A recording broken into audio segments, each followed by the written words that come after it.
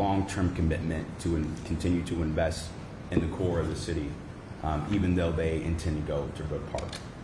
And so myself, along with Mark Griffin and our attorney at Jones State, Justin Urban, really wanted to make sure we penciled that part of that deal to ensure that there was, on paper, a long-term community benefits investment that City Council, if they want, can have input on in terms of how that money is spent, where it goes, and what's the focus.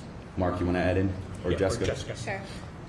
Again, thanks for having us. I might just give a high level of what's in the settlement because the community benefits are one piece.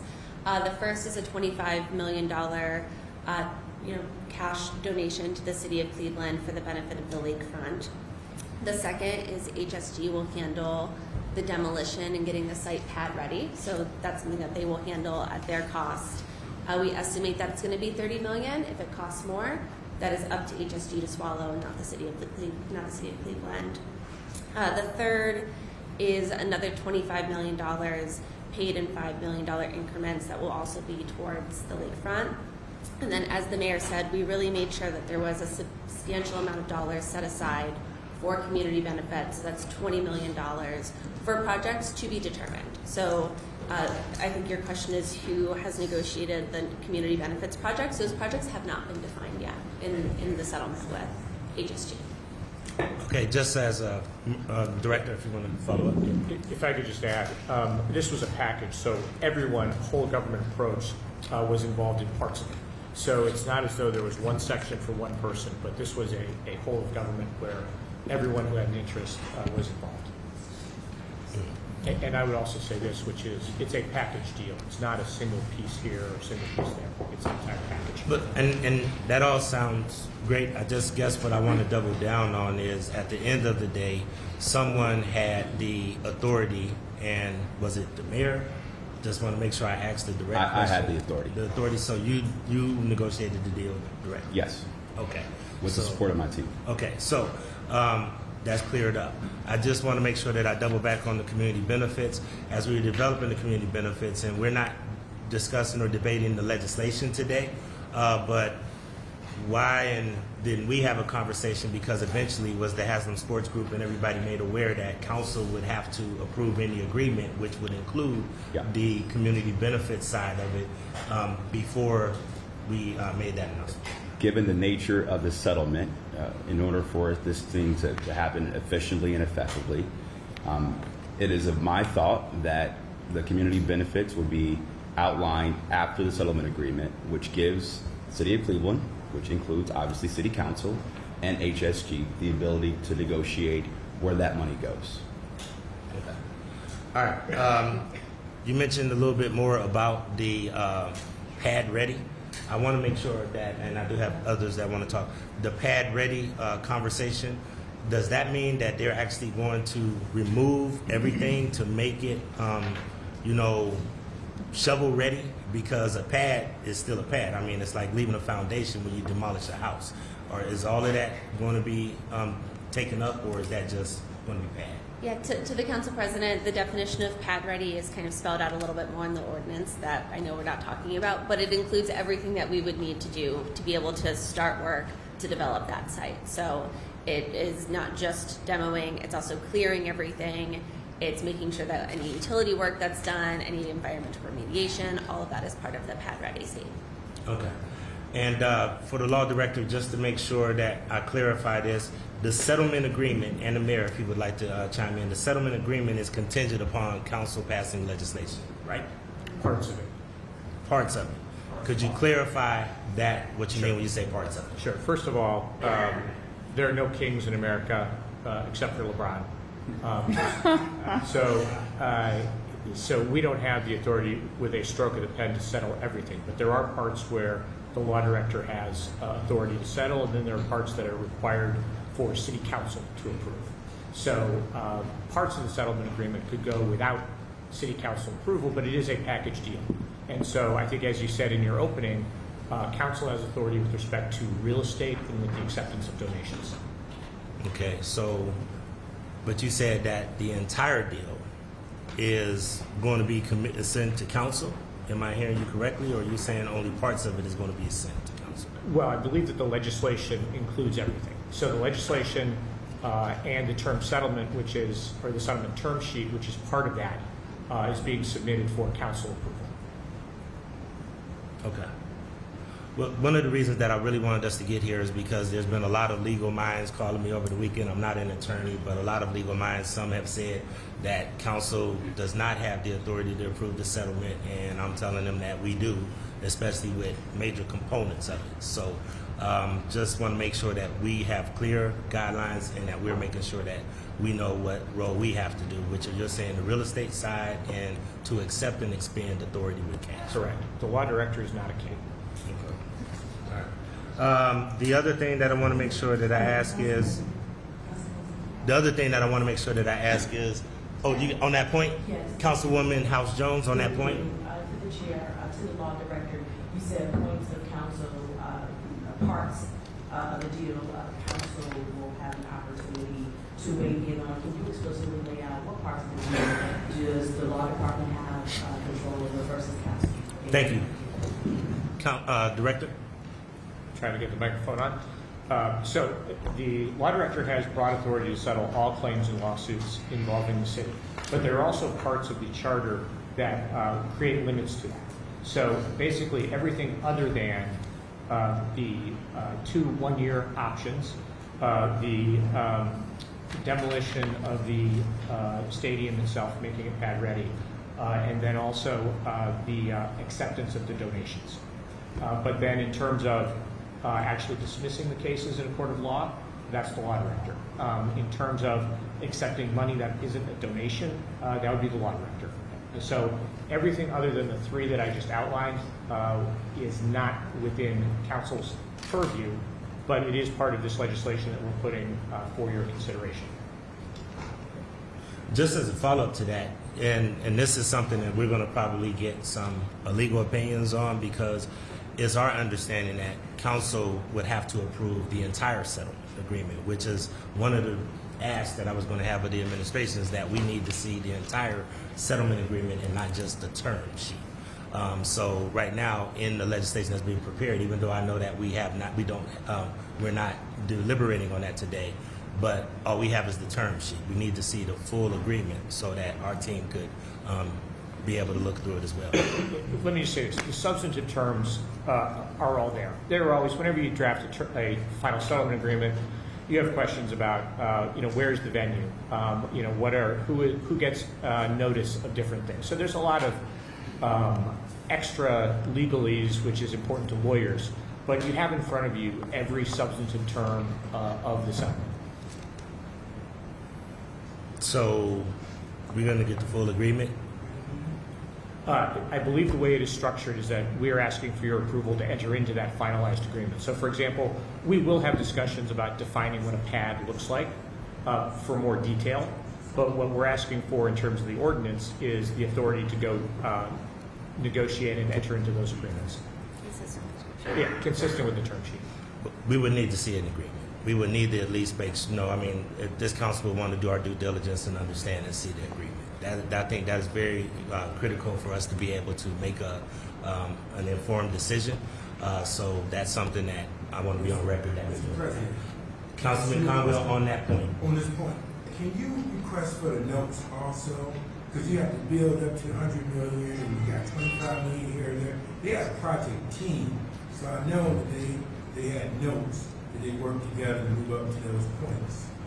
Chief, did you want to try to answer that? Council President, I believe the spirit of what the law director is suggesting is that we did not want to be presumptuous here. You have the details of the agreement to the degree that they exist now, and with approval on those, we will begin to pencil a legal document that, of course, you will see before it goes final.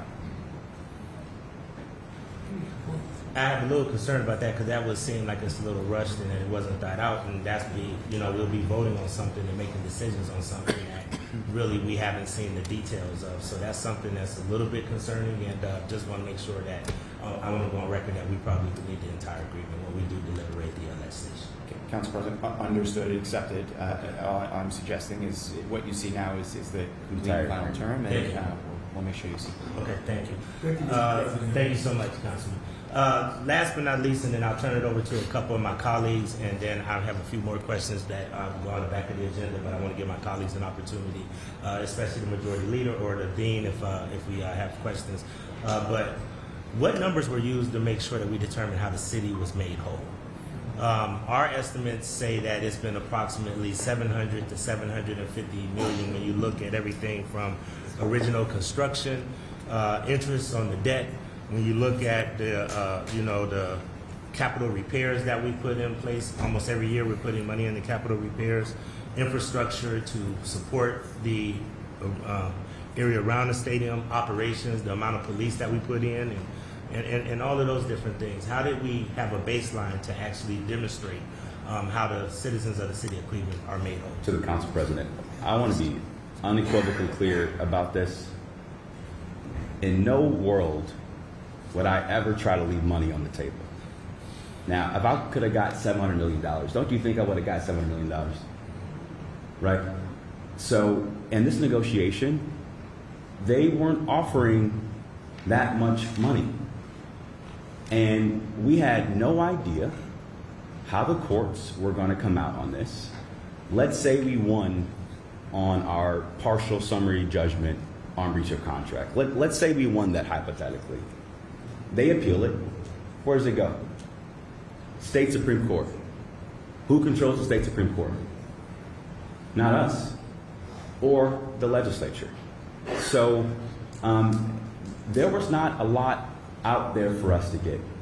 And this administration, with your support and partnership, fought like hell to get $100 million. Of course I want more. We all want more. But at the end of the day, you don't get everything you want in a business deal. And I believe the deal we've structured is a pragmatic deal, a pragmatic settlement that gives us an immediate cash infusion and gives the city of Cleveland the ability to control our own destiny. Predictability on what's happening on that lakefront. We don't absorb the sunk cost of demoing that stadium. But I did not trust or believe or want to put our future at risk with the courts, the state Supreme Court, and given the political environment, this legislature. Mark, you want to add to that? If I can get my microphone on. Through the chair. First of all, my law department, I run a law department that is aggressive.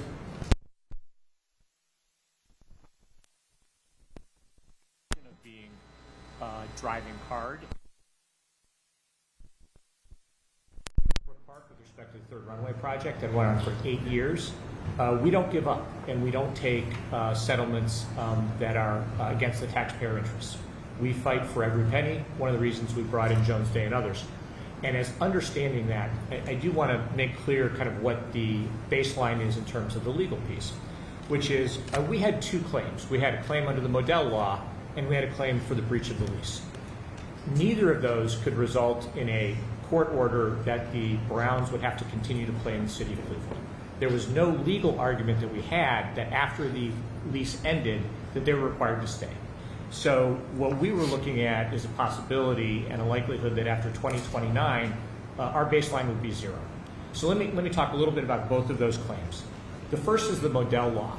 And the Modell Law, even under its original phrasing, said if the city wins, the most that it could get would be a 6-month window for local investors to come in and make an offer to the Browns.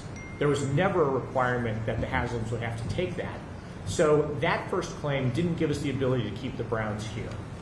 Our lease claim said this.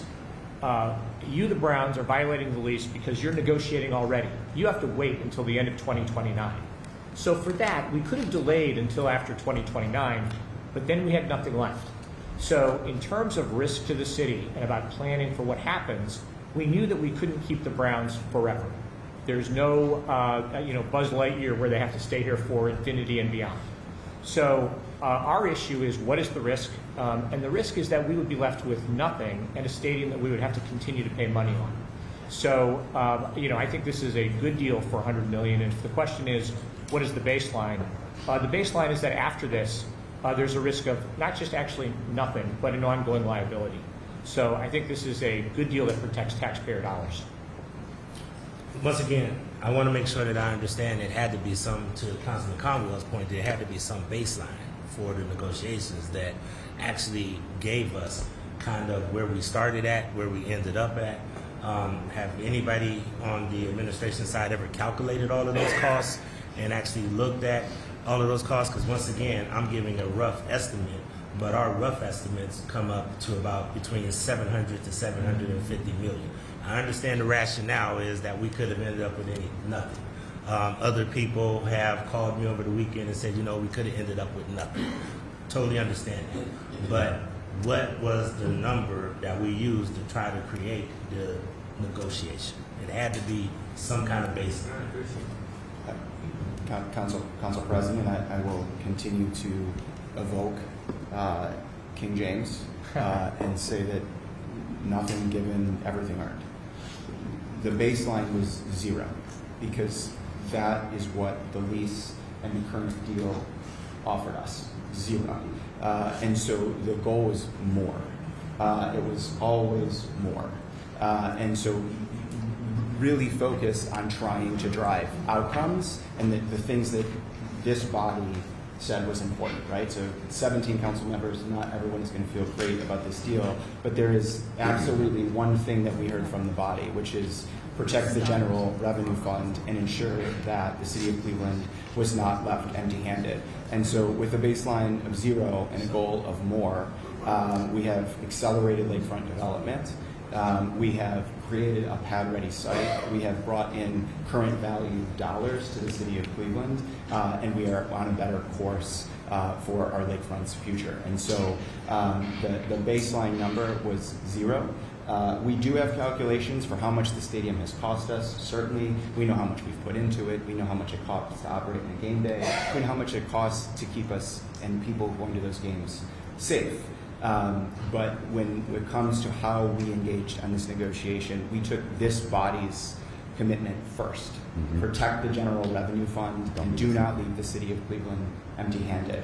And I think that the mayor and our team have accomplished that goal that we've set for us. So let me reiterate and just state this. Your report that you guys commissioned said that there would potentially be a $30 million impact in economic impact and loss in the city of Cleveland. Also said that we would potentially lose approximately $11 million a year. That is a heavy hit on the Cleveland's operation. Now, on the flip side, then there's other costs that we are now not putting out of the door.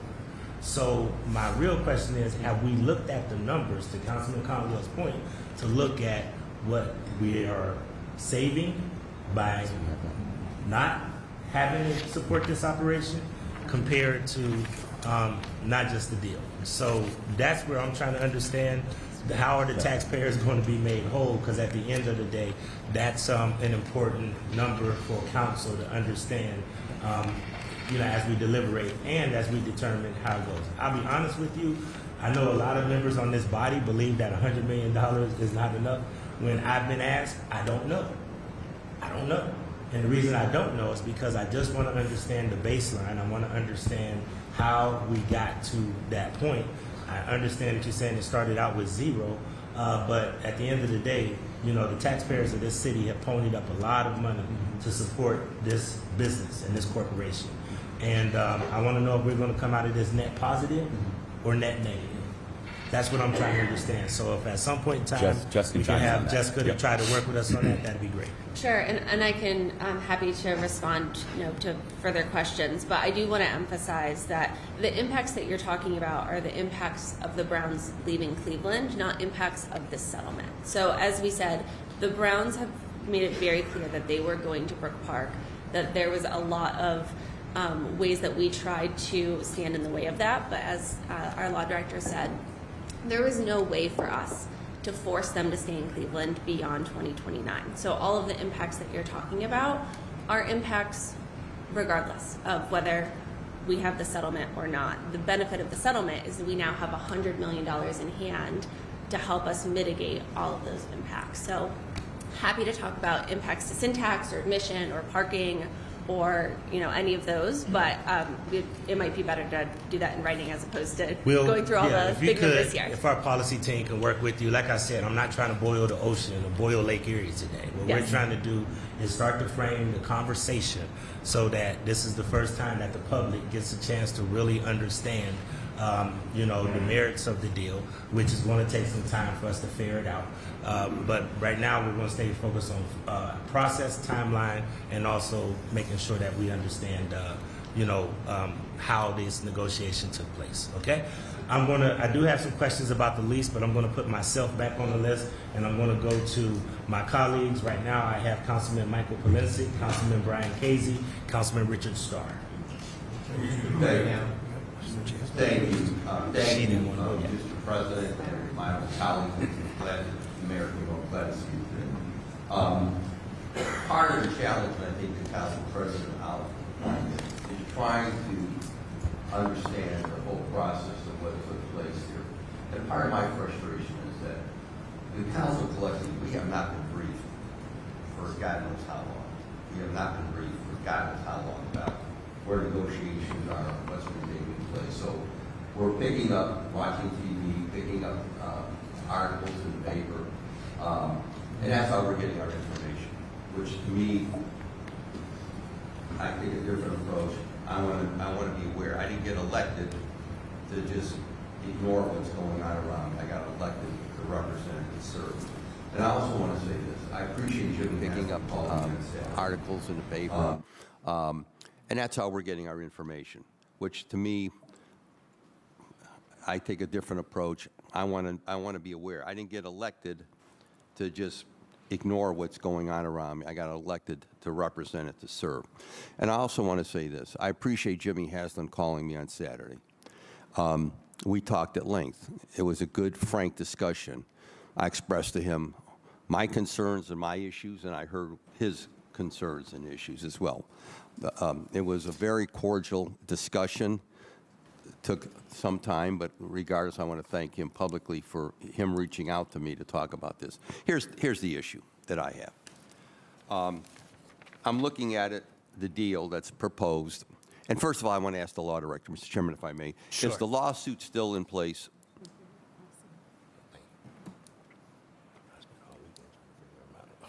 Through the chair. Yes, it is. Okay, There are three of them. three of them. So all three of them are still in place? Yes. Okay. Clarification. I thought there were 4. There is, if you count the taxpayer lawsuit filed by former Mayor Kucinich, then there'd be 4. But that's a taxpayer, not Correct. Okay. Okay. So we know we still have the lawsuit in place. So here's my issue. And I looked at it, and $100 million and $30 million is for demo. And see, I'm not convinced yet that the stadium needs to come down. Okay, I'm not convinced yet. And a lot of people are not convinced yet the stadium needs to come down. I've heard I've had inquiries, I've had people call me about could it be retrofitted for an open air concert venue there on the lakefront. I don't know. I think that would be something for architects and other people to be involved in, planners, et cetera. So then we're down to $70 million. So I'm going to take the demolition. Then we're down to 70. We still owe $32,945,000. Again, we'll round it out. $33 million we still owe on the stadium. A lot of people thought it was paid off. No, it is not. Now we have debt service on top of that, which is somewhere, I'm estimating somewhere between 25 and 30 additional debt service, which we'll be dealing with debt service as we get our budget. Then we've got the legal fees, which are estimated at $1 million, right, at this point? Over $1 million or at $1 million? Okay. So now we're down to $6,055,000. If I take out the capital repairs we just passed, 2.6, now we're down to 3.4 million. And the estimated capital repairs over the next 3 years are estimated to be at least 6 million, if not more. Now we're in the red for 2.5 million, right out of the gate. Right out of the gate. You know, when I came in this body, I thought I knew how to count, but when I came in this body, I really learned how to count. So now we're at 2.5. The council president just mentioned that in the court filings, estimated the Browns brought in, their impact was 30 million plus another 11 million on top of that. So I'm trying to justify this in my own brain. At the end of this deal, we wind up with nothing. We wind up with nothing. The math is there. I'm taking the numbers that I received from the administration. We wind up with nothing. So again, I'm trying to balance everything because Jimmy told me on the phone, Councilman, I didn't have to give you anything. Yeah, that's his comment was, we didn't have to give you anything. But at the end of the day, my brothers and sisters, and to the Honorable Mayor and his team, people of the city of Cleveland sacrificed greatly for the Cleveland Browns. When I say greatly, we sacrificed greatly. We wound up being the #1 poorest city in America. We wound up #2 in childhood poverty. I could go down the list of every negative list where we're at and every positive list we're at the bottom. We did that because the NFL extorted us to build the stadium where it is and in the time frame in which it was. So I said to Jimmy on Saturday, I believe the NFL owes us a great debt. And he indicated to me that you're not going to get any money out of the NFL. I don't even know if we tried or not to get any money out of the NFL. I don't know if there was any discussions with Roger Goodell. I would have took a sleeping bag and been on his doorstep, okay? But at the end of the day, so I'm just looking at the numbers. So this is how I put it. I put it in, and let me just say this. On the community benefits, Mr. Chairman, the $2 million over 10 years, you know what that comes out to? $133,000 per ward. The cost of a luxury car. That's what we get. $133,000 per ward. And then the Browns have to agree to that. So at the end, I put this in football terms. You're on the goal line. Beautiful sunny day at Lakefront Stadium. Weather's perfect. Sun is shining. You're on the goal line. You're down 6 points to the Pittsburgh Steelers. You got 15 seconds left on the clock.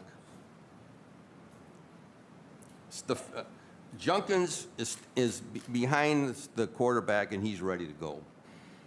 Stefanski sends in the play, and the play is take a knee. Take a knee. If we give up the lawsuit, we take a knee. That's what my concern is. We take a knee. I appreciate what the mayor has said, and I agree with a lot of things over these past 3 years that the mayor has done, has implemented. And my vote reflects that. I just don't get this deal. I don't get the deal. We had leverage. Why would you give up leverage? And then you're going to give him a possible lease extension for the same terms? He pays only $250,000 a year on the lakefront. That's what he pays us. And we're going to give him the same terms? Councilman, can I do this? Okay. Because I think the chief wants to answer, and I still Yeah. want to make sure Okay. you give time. But let the mayor and the chief I answer. got two things, and I want to have Chief Davey talk. One, out of respect for this body, I want to be clear. My team, whenever there was a material change or movement in this negotiation, briefed the council president. Okay. And we talk often about where this was. Okay. But as you know, we cannot negotiate a settlement or a lawsuit of this magnitude in the public, in the press. I understand it, Mayor. Business doesn't work that way. No, I agree. Right? And so it was not my intention to pull the rug over council and just, not be transparent. Immediately when you pass the ordinance to say, invoke the Modell Law, what did we do? We hired the best damn law firm in the country to protect the taxpayers. And we've been fighting. and Councilman Polinsik, you told me specifically, we need to get a lot of money from them, protect the taxpayers, and not be left empty-handed. Agreed. And I believe this settlement does that. Is it the perfect settlement? Absolutely not. But in this case, we can't let the perfect be the enemy of the good.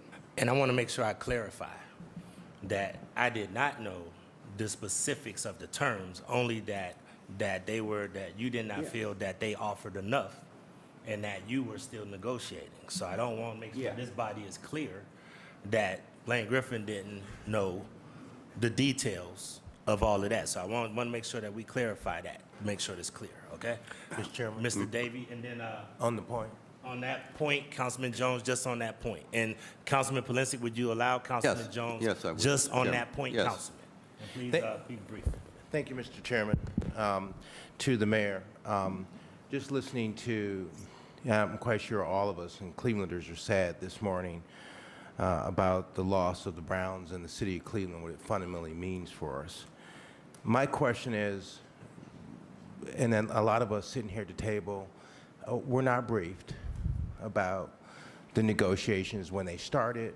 We hadn't had any idea or any understandings of what's going on. Can you kind of give us an enlightenment at some point, it doesn't have to be now, Hold up, about Councilman, how if- those negotiations worked Councilman, can and we why do we're this? here 'Cause in I the got way you in on the which list. we are here right now? I got you on the list. Thank you, Mr. Chairman. And I want to make sure that Councilman Polinsik asks some specific questions. Yeah. I'll make sure that you get your time on the list, but that is different than what Councilman Polinsik's specific question is. Chief Davey, please, you have the floor. Council President, through the Council President to Councilman Polinsik. First, maybe the most appropriate way to respond to your question is first just to acknowledge the scrutiny of accounting as an important endeavor and an important thing for this body to be doing. So welcome the need for us to be factual and specific, Right. particularly about the numbers. The council president previously asked for detailed information related to the overall cost of the stadium and everything around it, and that would be the most full and complete way to respond to your question. And so I think our answer back to you is, like, let us get you the documents that outline how much this would have cost. There were a few things that I think are important to enumerate. There's a lot of cameras here, and so I would hate to give an incomplete picture. Right. There is $32 million of outstanding debt and principal, but that will be paid off before the end of the lease Right, term. And so, we would be pulling that out of the back end of the equation that Right. you outlined. There's also a number of missing line items, right, that include things like health and safety. There's a lot of police overtime that go to ensuring that folks who are going to the game, residents and non-residents, are kept safe. A lot of those weren't in your calculations, right? Brown's non-traffic is somewhere around $99,000 a game, and traffic alone is $46,000 a game. And so you get a much more complete picture of what the overall stadium economics are. And so before we talk about what the full value of this deal is, I want to make sure that you're including all of the line items and variables in that calculations before you judge it. Thank you. And keep in mind, Councilman, as I give you the floor Yes. back, we are going to have more hearings and dig more into the details of this. Today is the public's first opportunity. I know that there's a lot of columnists and others that want to make it seem like this is about council. This is the public's opportunity to understand the process, the timeline, and merits of this deal. So we're going to have multiple conversations when we get that information, but please proceed. And Mr. Chairman, I appreciate that, because that's exactly, we need to understand the total picture of, because we still have debt service. So I'll wrap it up at this point, Mr. Chairman. Had the Browns agreed, the Haslam Group, to cover our remaining costs, the $32 million, and cover the capital repairs on the stadium, which again are going to be estimated at least $6 million, if not more, over the next 3 years. Had they agreed to cover that outstanding debt service, cover our legal fees, then I think we've got a basement or a plateau to work off of. Or say, you know what, okay, now this might be worth our while at this point. But as it presently stands, we are still going to pay and pay and pay through the end of the lease, and you have to subtract all that from what we're getting. Common sense would tell you that. So, Mr. Chairman, again, I appreciate the mayor being here. Again, I say publicly, I appreciate the discussion, lengthy discussion I had with Jimmy Haslam on Saturday. He knows where I'm at. I know where he's at. At the end of the day, as it's structured right now, I don't believe it's a good deal for the people of Cleveland, and I'll leave it at that. Thank you, Okay, Councilman thank you. Pulisic. And once again, we will be having more conversations. Look forward to getting some of those numbers. Councilman Brian Casey, Councilman Starr, Councilman Joe Jones, Councilman Conwell, Councilman Slight. Did I miss anybody? Councilman Harsh? Take me off, Mr. President. Okay. Councilman Lynn said, kind of asked some of the questions I was going to ask. Okay. But All right. some of the funding. If you want to put back on, I'll put you back on. this. Yeah. Okay. Some of the funding. All right. And Councilman Harsh was on the list too, so I'll make sure. All right, Councilman Brian Casey, then Councilman Starr. Thank you, Mr. President. Again, I would also like to thank Jimmy Haslam for his phone calls over the weekend. And since I've been asked not to use the term dog or fleas, I want to say, Mr. Mayor, that unfortunately, yourself, this council, and the residents of the city of Cleveland had to dance with the devil. We should have seen this coming. We should have seen this coming long before anybody even thought about the lease expiring. In 2013, that was the first sign. And in 2013, when this city helped pay for new scoreboards, and the scoreboards that were placed in Cleveland Brown Stadium were in the shape of Tennessee, we should have known that his heart wasn't in Cleveland. In 2023, when he purchased 25% of the Milwaukee Bucks that were in direct competition with the Cleveland Cavaliers at the time until his ownership, and we see what happened to the Bucks after that, we should have known that his heart wasn't in the city of Cleveland. We should have known that he didn't want to be here. He may want to be in Northeast Ohio because he's got a money grab. He has the absolute best lease of any owner in the NFL. In his 12 years of owning that team, he has only paid the city $2.5 million in rent. Now that sounds like a lot of money to average people. But in reality, when you're renting something like that on prime lakefront property, and that's to no fault of anybody sitting at this table, because our hands were tied back in 1996. Can I ask you, Mr. Chairman, to the mayor, whatever happened to the $2 million plan that the Haslams came up with that redeveloped that stadium on the lakefront and the Burke? Yeah. Through the council president to Councilman Casey. As I said last year, and I've said repeatedly, in my first quarter in office, in the first quarter of 2022, we sat at Thompson Hine, and we were briefed on their $1.2 billion renovation of the existing stadium. As I said previously, I asked them a question. This looks great. Really willing to work with you as we get, settled in office on how to, get this project complete and get it done. I asked them very specifically, do you want a dome? They told me then no. Here's what they asked for. Number one, work with us to get federal and state support for lakefront development. Number two, pursue some kind of public-private partnership entity like the Waterfront Development Corporation, which collectively we have done, and it's off to a fantastic start because of your investment and your support. And thirdly, really make the case to the federal government for investment in our lakefront. Unfortunately, the economics of their business change.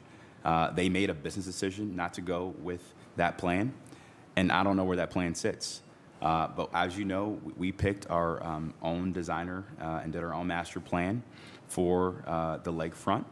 And we're off to the races to make sure that development occurs now without the Cleveland Browns. But I will say this, to our credit as a city, and because of your partnership and support, we did everything humanly possible to keep them there. And I want the people of the city to know that.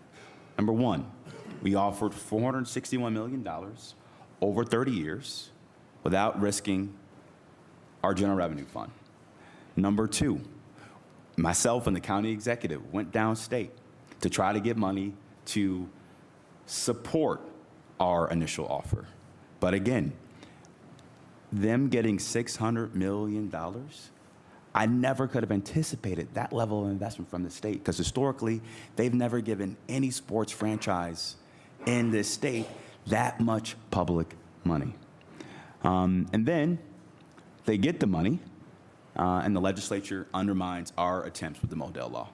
So we should not feel sorry for ourselves, because we have fought the good fight. We put together a competitive deal. We work with the county. We got federal investment for lakefront development. We got state investment for lakefront development, but it was not in the cards for us. The cards were stacked against us, and now we have to deal with the reality that we currently live in right now, and that's why we're talking about this historic settlement. Councilman, can I get clarification if I could? So I just want to make sure, because once again, this is the public's first opportunity to really understand process, timeline, and merit. Are you saying that the Haslam Sports Group spent a few $1 million on putting a plan that they themselves scuttled, that they themselves said that they would not want to move forward? And they announced that plan before I took office, and our thought at that time was to take the baton and move forward. And as you know, we've moved forward now without that vision of a stadium being on that site. Okay, Councilman. Okay. All right, Mr. Chairman, to the mayor, is anybody from Jones Day here? To the council president, to the Councilman Casey, no. Okay. Mr. Chairman, to the law director, are the Cleveland Browns currently in violation of their lease with the city of Cleveland right now? Yes. Okay. And on May 6, 2024, City Council passed 391-2024. Do you believe that you've met the obligation of that piece of legislation? Absolutely. Okay. You've asked us to aggressively enforce the Modell Law. We have done that. I would note, of course, that the General Assembly pulled that rug out from under us by changing that law. Okay. And then before I get into the specifics of my questions on the lease agreement, Cleveland Browns Stadium is worth approximately $500,000 a year to Cleveland Public Power. They're always within a top 10 customer. Mr. Chairman, to the mayor, throughout the negotiations, was there any talk of Cleveland Public Power or an investment into the city-owned utility? I'm going to have Bonnie discuss that.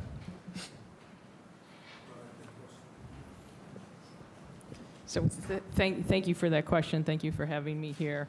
To that specific question, we have all sorts of opportunities now to increase customers through CPP. That they are one of our customers, one of our larger customers. However, we also have to take into consideration the potential of the development that's going to happen at the North Coast.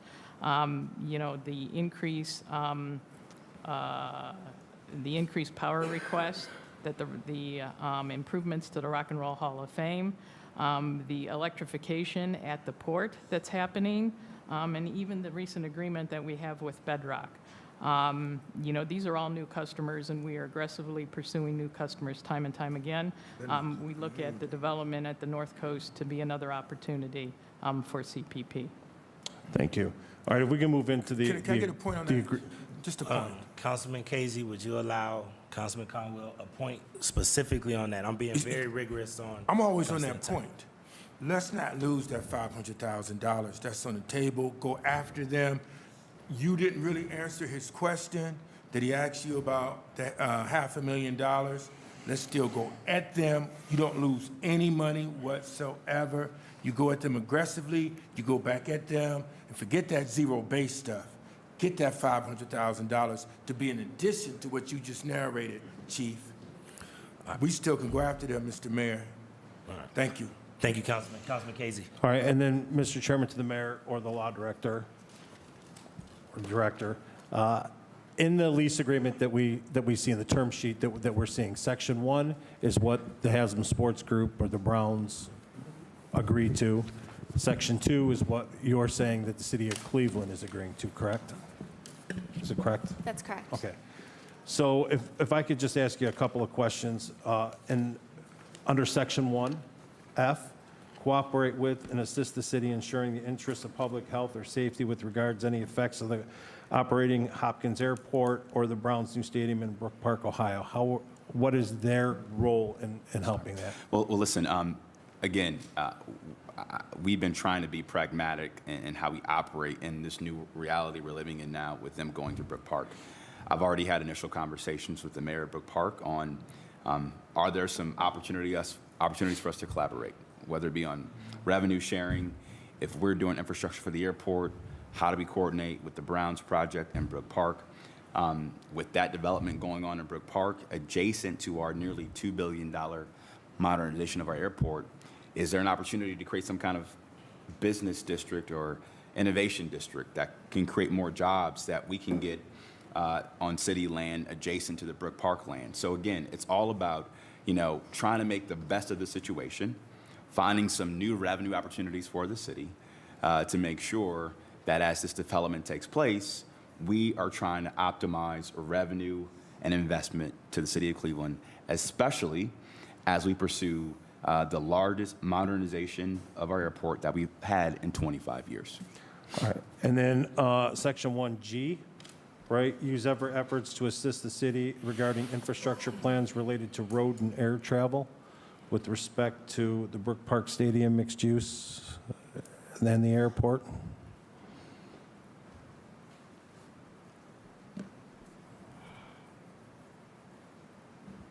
Thank you. So there's still work to be done on the infrastructure. It's good that we have partners that we can work with now in Brook Park and the Haslams.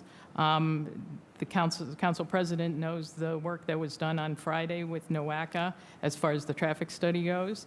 So we know that there needs to be more work on that. So they have assured us that they will work hand in hand with us to ensure that the outcomes for both airport travelers to the airport and travelers in and around Cleveland and Brook Park will have minimal disruptions.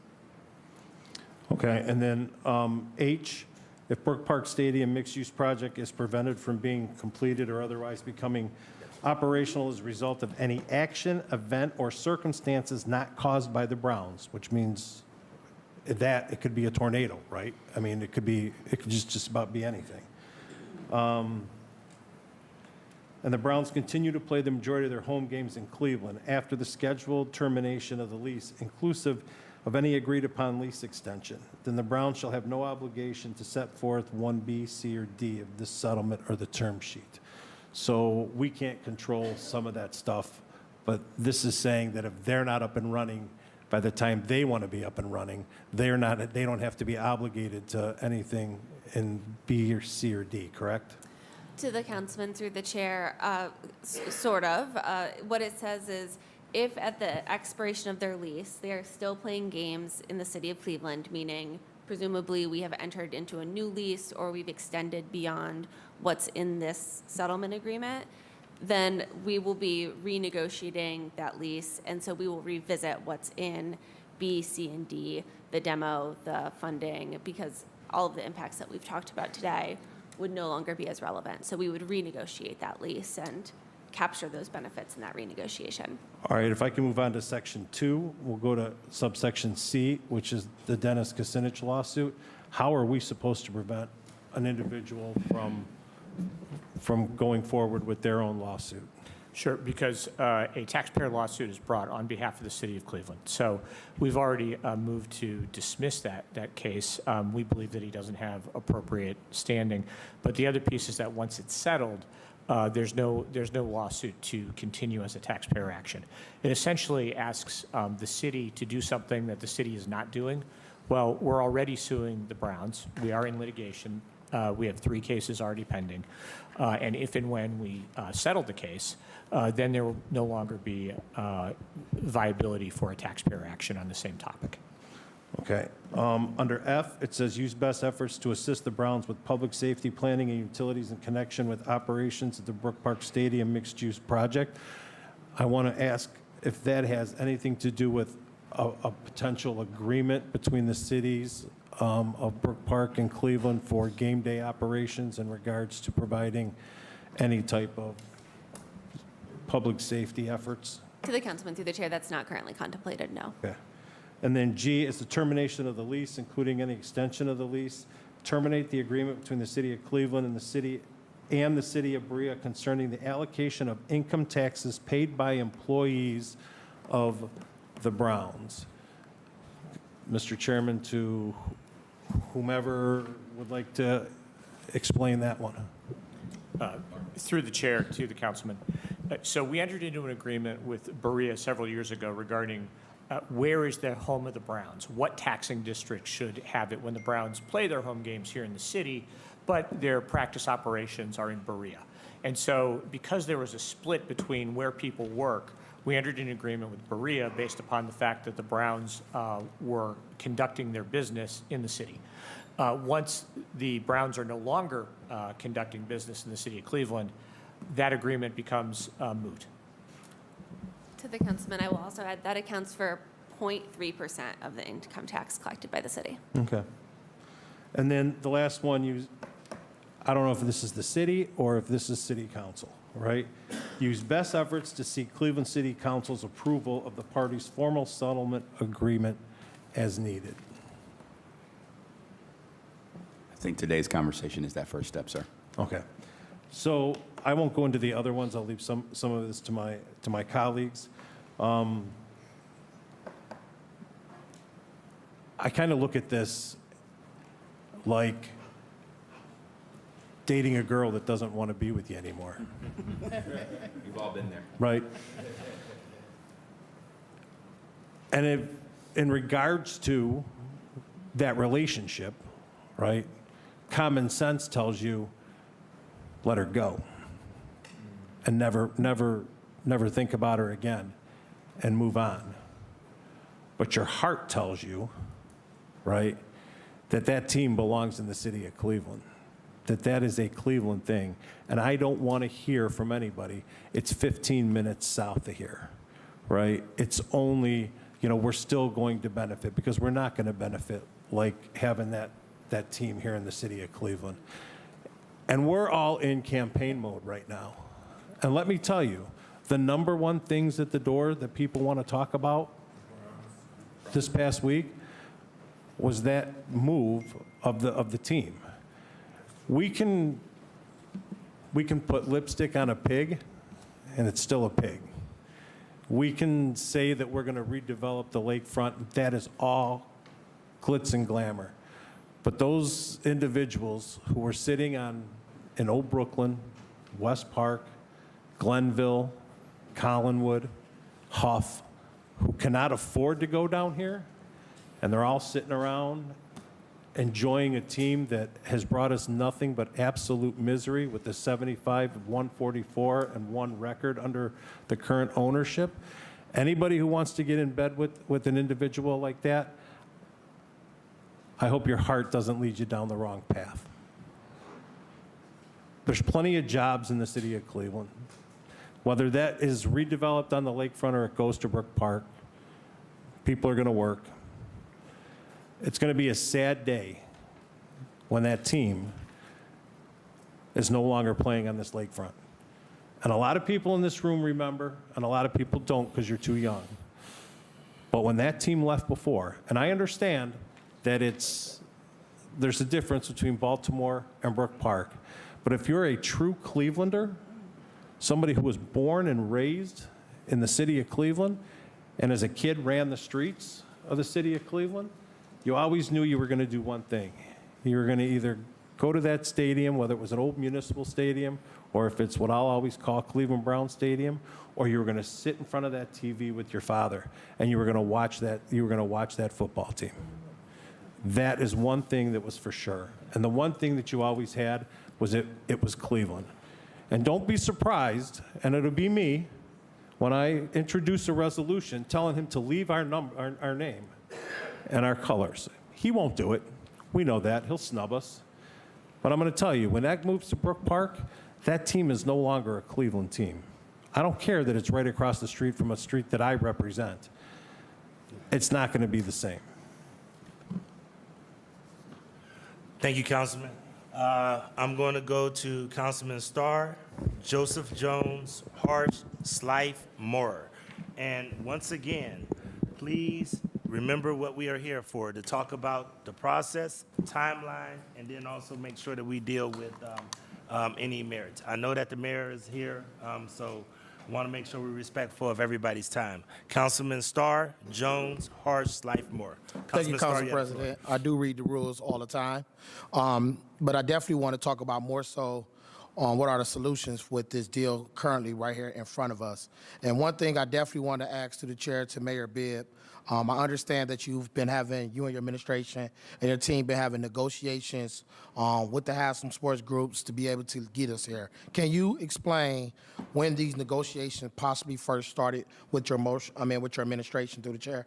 Mayor? Or like a time frame, year, a month, or whatever? Honestly, I'd say in earnest, after we got that presentation in the first quarter of 2022, the negotiations started. Yes. But the tenor of that change, obviously, when last year, during this time, and they announced their intention to go to Brook Park, and immediately that week or the following week, we hired Jones Day and began to invoke the Modell Law. So the contours and the tenor have changed. But in earnest, we've been negotiating with HSG for the last 3 years. All right, and through the standpoint, through that negotiations since 2022, I know I never received a call from the Haslam Sports Group, and I can attest to here I'm the only one with a sports management degree. So I know sports and I know contracts, but I know Haslam didn't call me, and he probably called some of my colleagues. I guess when you're a new council person or maybe the youngest, you don't get the respect nowadays. But through your standpoint, through the negotiation, what was your briefing like with council members and your administration through the chair? Because I serve on Municipal Services and Properties Committee, and I don't recall hearing that much information or updates. Is there anything your team was doing to communicate to council through the chair? Through the council president to the councilman, I believe through our negotiations team, we have been trying to brief council every step of the way.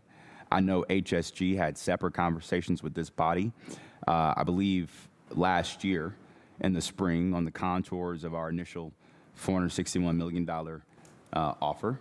But again, whenever there was a material change in the tenor of the negotiations, I tried to update the council president every step of the way. Now, obviously, I didn't go through deal terms and red line legal agreements, but it was just high level. Hey, Prez, this is popping off. I want to let you know before it pops off. Hey, Prez, this is what's going on. So again, the aspects of some of this obviously happen between our various legal teams from the city of Cleveland and HSG. But again, when we have been consistent in following this body's mandate, invoking the Modell Law, protecting taxpayers, and making sure the city of Cleveland was not left empty-handed through this entire time. Okay, so thank you, Mayor Bibb. Based off that, you've done your part to, I guess, brief our council president and possible council leadership. I just don't know if the message always got down to every Let me make sure member of that the I'm body. clear Is that what again, we're saying? so that I can make sure that I'm clear again. The only conversations that I've had with the mayor around this, and I had a staffer that would go to every meeting, was that they were still negotiating. I did not have specifics about any deal. I'm going to make that clear. I know, I just want to make sure, because them allegations, I want to make sure that we make it clear what the conversations were. They were very high level. We're still negotiating. We're still trying to get more out of the deal. That was the extent of the conversation. Thank you. I just wanted to make sure I have some clarity to make sure I understand that it's not seeming as if certain people get some information and certain ones don't. And that does hit me a little bit, because I want to make sure I bring my skills to the table when it comes to negotiations as well. But I hear you, Council President. I hear you, Mayor Bibb. I got a clear understanding on that. And from from these negotiations, as far as this overall deal, and I see that we roughly have the estimate of $30 million for possible demolition of the stadium when this lease or this agreement is actually finalized. Through the standpoint of that, have we did a cost estimate analysis of what it's actually going to take to demolition this stadium? The reason why I asked that question is because in 2010, the cost of demolition to demolish the Yankee Stadium was $25 million.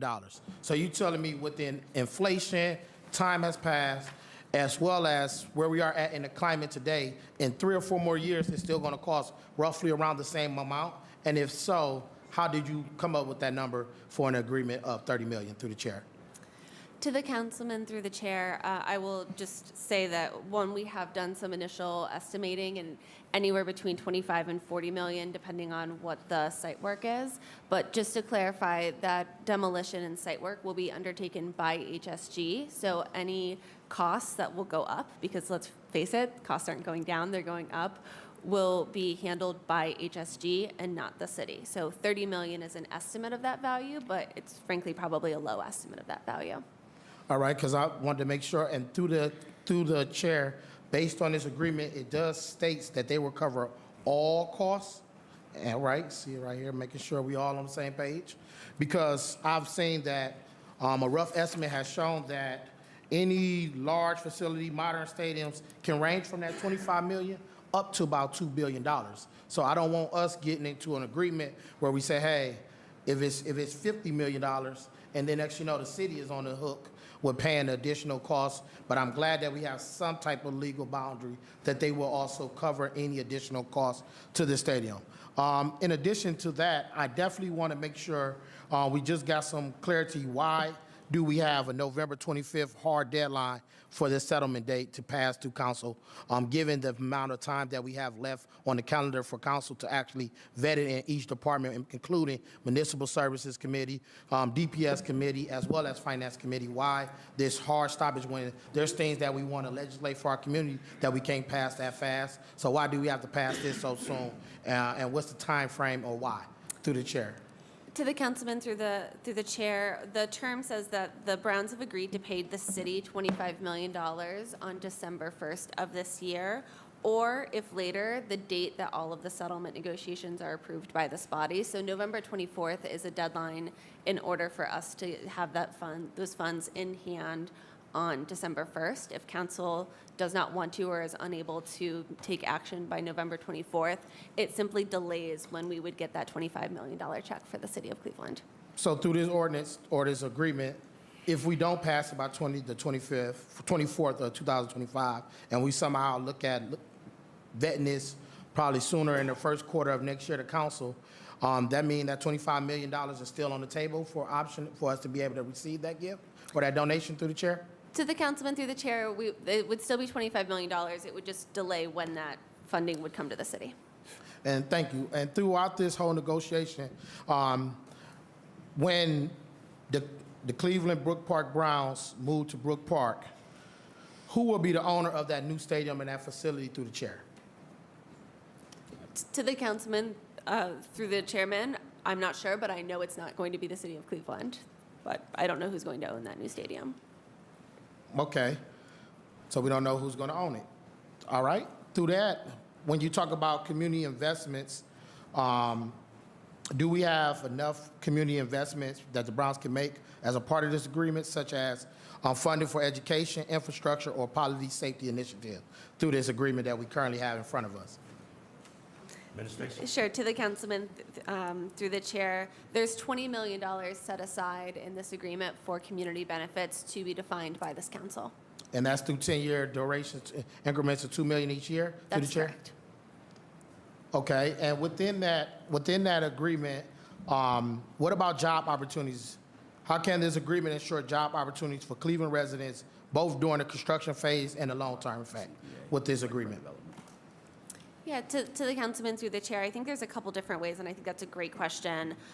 One is, I think in this collaboration with HSG, what we've heard from them is a shared commitment to wanting to continue to do right by the residents of Cleveland. And so I would anticipate a CBA tied to the demolition and the site work, in addition to CBAs that we'll have for all of the lakefront development to come. So not only will there be jobs and community benefits tied to, community benefit benchmarks tied to the demolition and site work, but also for our ongoing lakefront development for this 50 acres that we'll be redeveloping. And under that understanding of the job opportunities and creation, can I put a point out there, Council President, that we should have a CBA in place before we accept any agreement to ensure that we have protocols and ways to make sure our taxpayers, our residents receive some type of support. And what I mean by that is we've always seen these promises of millions and billions of dollars that's going to come back in the neighborhood, job opportunities for our residents. But after these deals get done, you look at it and see only certain groups get a chance to participate in these contracts. And that is something that is very important to the residents in the city of Cleveland. And what I mean by that is making sure we have diversity and a representation of individuals throughout the city that can actually participate on this contract, not just the ones who got the large name and got the relationships, but I need to see people from the central neighborhood, people from the Huff neighborhood, people from the Northeast, Collinwood, St. Clair, West Side, everybody downtown, people from the city should be able to have some type of plan to do that, because we also do have the Ohio Means Jobs initiative where we gave $10 million to make sure we are building and scaling up to have people participate in construction, HVAC, all the demolition, all these different opportunities. I want to make sure we have that, not just somebody saying, is their company name this, but it's not the reflection of the residents in the city of Cleveland. So before we look to pass that, I think the CBA needs to be something that we finalize before we legislate anything to the council president. Councilman, I think that's a great idea, and I know that our team is noting that, and we're looking at the mayor. The mayor said that looks like something that we definitely work on. That was definitely on my list as well. So thank Yes, you. and I would like to volunteer my services to participate in those groups as well, because it's very important. As well as, I know we got a lot of infrastructure, a lot of different things, like we all done heard from Councilman Casey as well as other council members. The transportation, being able to get straight downtown and just get a drop off downtown and you figure your way back at home is something that is different. And I know from this council administration, we've had some partnerships where we've been able to give tickets to different nonprofit organizations to be able to take their kids to the games. When this new Brown Stadium or this new stadium that is going out in Brook Park happen, do we have any clue or understanding what the transportation infrastructure improvements to the facility will actually look like based on this deal? Do we have any renderings, any thoughts, or is it just we're going to figure it out once we get there? Chief To the chair. Tillman. Yes, thank you. That's a great question. Depending on the group that's supporting that giveaway, we often use our vans from the rec center to transport kids to and from different events. I would look at possibly that would be something similar to that we could accommodate that. Okay, and then also with the changes that is currently happening, dealing with environmental concerns, are there any potential environmental impacts of the move, and how can we work to make sure the Browns address those issues? Yes, they can say they're going to tear it down. Yes, they're going to demolish it. But what about the brownfield cleanup and all those different things that is needed on this lake for us to be able to be prepared for new development to possibly come if they leave? Through the chair. To the councilman, through the chair, we have due diligence preliminarily done on the site, and it's remarkably clean. I mean, it's clean enough to have a stadium with 60,000 people there, so we don't anticipate any major environmental remediation necessary for the site. But and if anything that would be required, such as studies, I anticipate that would be part of the site work that HSG would take on. So making sure I hear that. So through the chair, you're going to make sure you do the site work, site readiness to make sure we have all that in place. And if anything costs associated with that, would that be something that the Housing Sports Group would also pay for? To the councilman through the chair, I anticipate that'll be part of what when we're talking about site work, yes, it would be part of that. Can we have that included and added to the agreement as well through the chair? To the councilman, yes, it's also in the legislation. It says environmental work. Okay, thank you. And then I definitely want to bring up community input. How do we as a council and the administration work to ensure make sure all the voices of residents are heard and considered throughout this process? There's been a lot of negotiations since 2022. There's been some talks amongst council leadership as well as the mayor to figure out where we are at. Then we also understand that we are now here with this first hearing discussing what is happening with this agreement. But how can we make sure that we have our residents' voices heard, so as we create this actual layout for community benefits agreement, we can ensure that they understand what is in the best interest of the city as well as the residents? Do we have any type of plan, layout, upgrades? What does it look like for us to make sure we include everyone in the city as residents? To the chair. Through the council president, the councilman, I think today is a first step in making sure we have open dialogue between this body and our residents. And my administration is open to any ideas council may have to make sure we can work in lockstep to communicate what's happening, what this deal means, and what's our path forward as a city.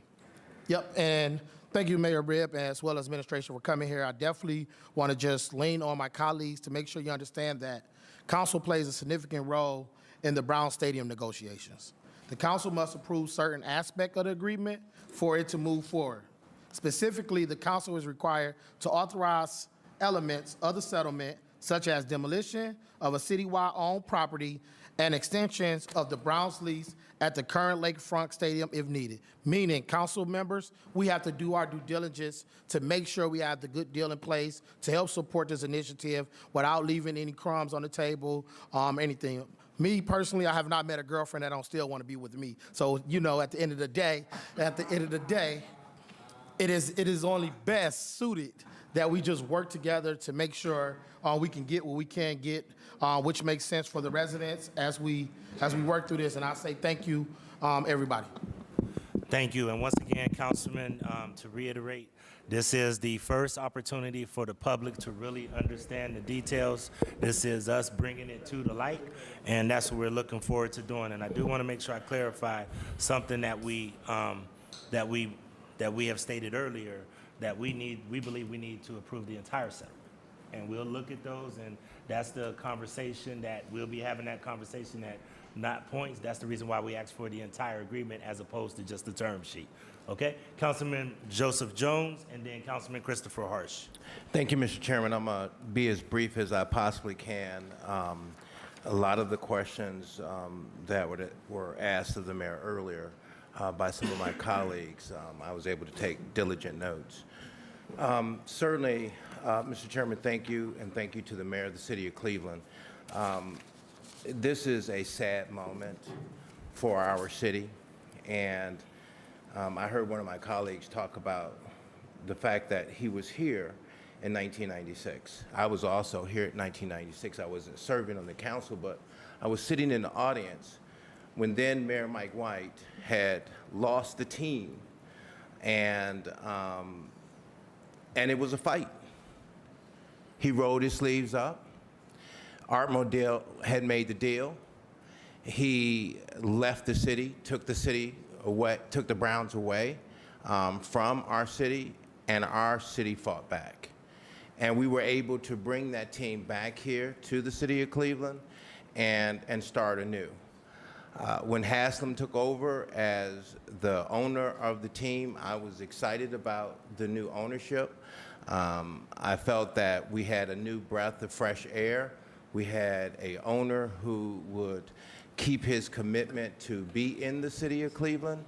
And he even talked about and highlighted economic benefits to having the Browns in Cleveland, including job creation and the influx of visitors during the game days. He talked about that and how it would contribute to the local economy.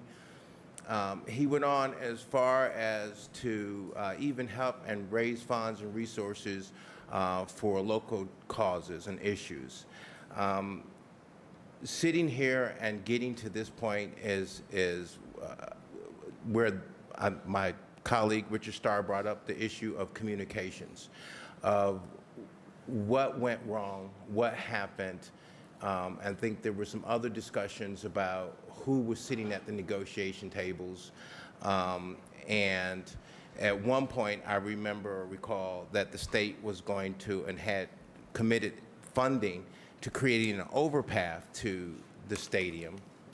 And it seemed to me that during that period of time, all the way up until a certain point, that Jimmy Haslam had decided to stay here in the city of Cleveland. Mr. Chairman, to the mayor, I appreciate what you had to say because $600 million coming from the state to move that team to another location is a really hard obstacle to overcome. Can you give us an idea of how timeline on what happened and where we were? Because many of us here don't even know what happened, don't have any information, wasn't given any privy to any communications about negotiations until all of a sudden we're sitting here at the table talking about a $100 million deal. As I said earlier, and I'll have Chief Davey chime in. Again, in our first quarter in office of 2022, we saw the renderings of the initial $1.2 billion innovation plan. We got to work on the asks around, number one, getting federal and state support to address the ingress-egress issues around the infrastructure. Hence, we secured $20 million from the state and $130 million from the federal government. Secondly, the ask was to create a separate waterfront development corporation to accelerate development on said lakefront. With your support and your investment, we did just that. And over the last 2 years, the North Coast Waterfront Development Corporation, led by Scott Skinner, has been off to a fantastic start to accelerate that master plan with or without, and now without, the Cleveland Browns. And then August of last year, as you all know, and you were briefed on this as well, we submitted to the Haslam's family a $461 million plan to keep them in the city of Cleveland. That offer was rejected, and they announced subsequently in October they were going to Brook Park.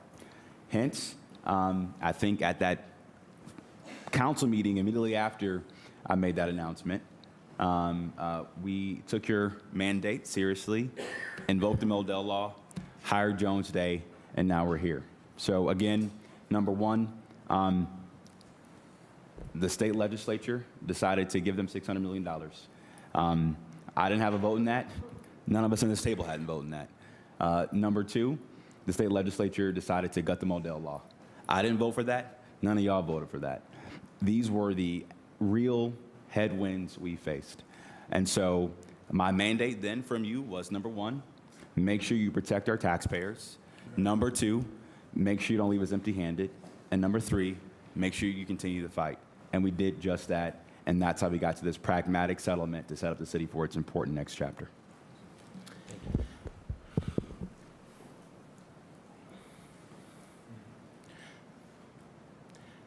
Mr. Chairman, to the mayor, there was the talk about the 100 million. How did we get to that number?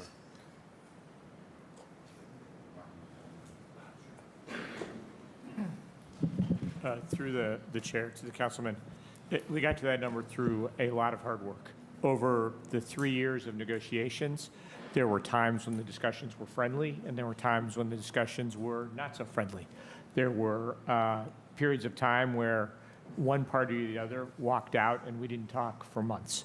So in terms of how we got to the final discussion or the final number, we had to look at what our options were and what the results were of no deal at all. And one of those would be that we get nothing after 2029.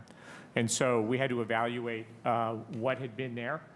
We also understand that, we can't get the money back that was spent. And I think some of the discussion today has been that maybe that deal that we did 30 years ago was a bad deal. And maybe it costs us a continuing cost for a city to keep an NFL team, where it is every single year requests for more money out of taxpayer dollars. And so when we looked at ending our obligation to pay anything further, when we looked at the $100 million that was going to come to us instead of us paying that money out, we decided that that was a good result.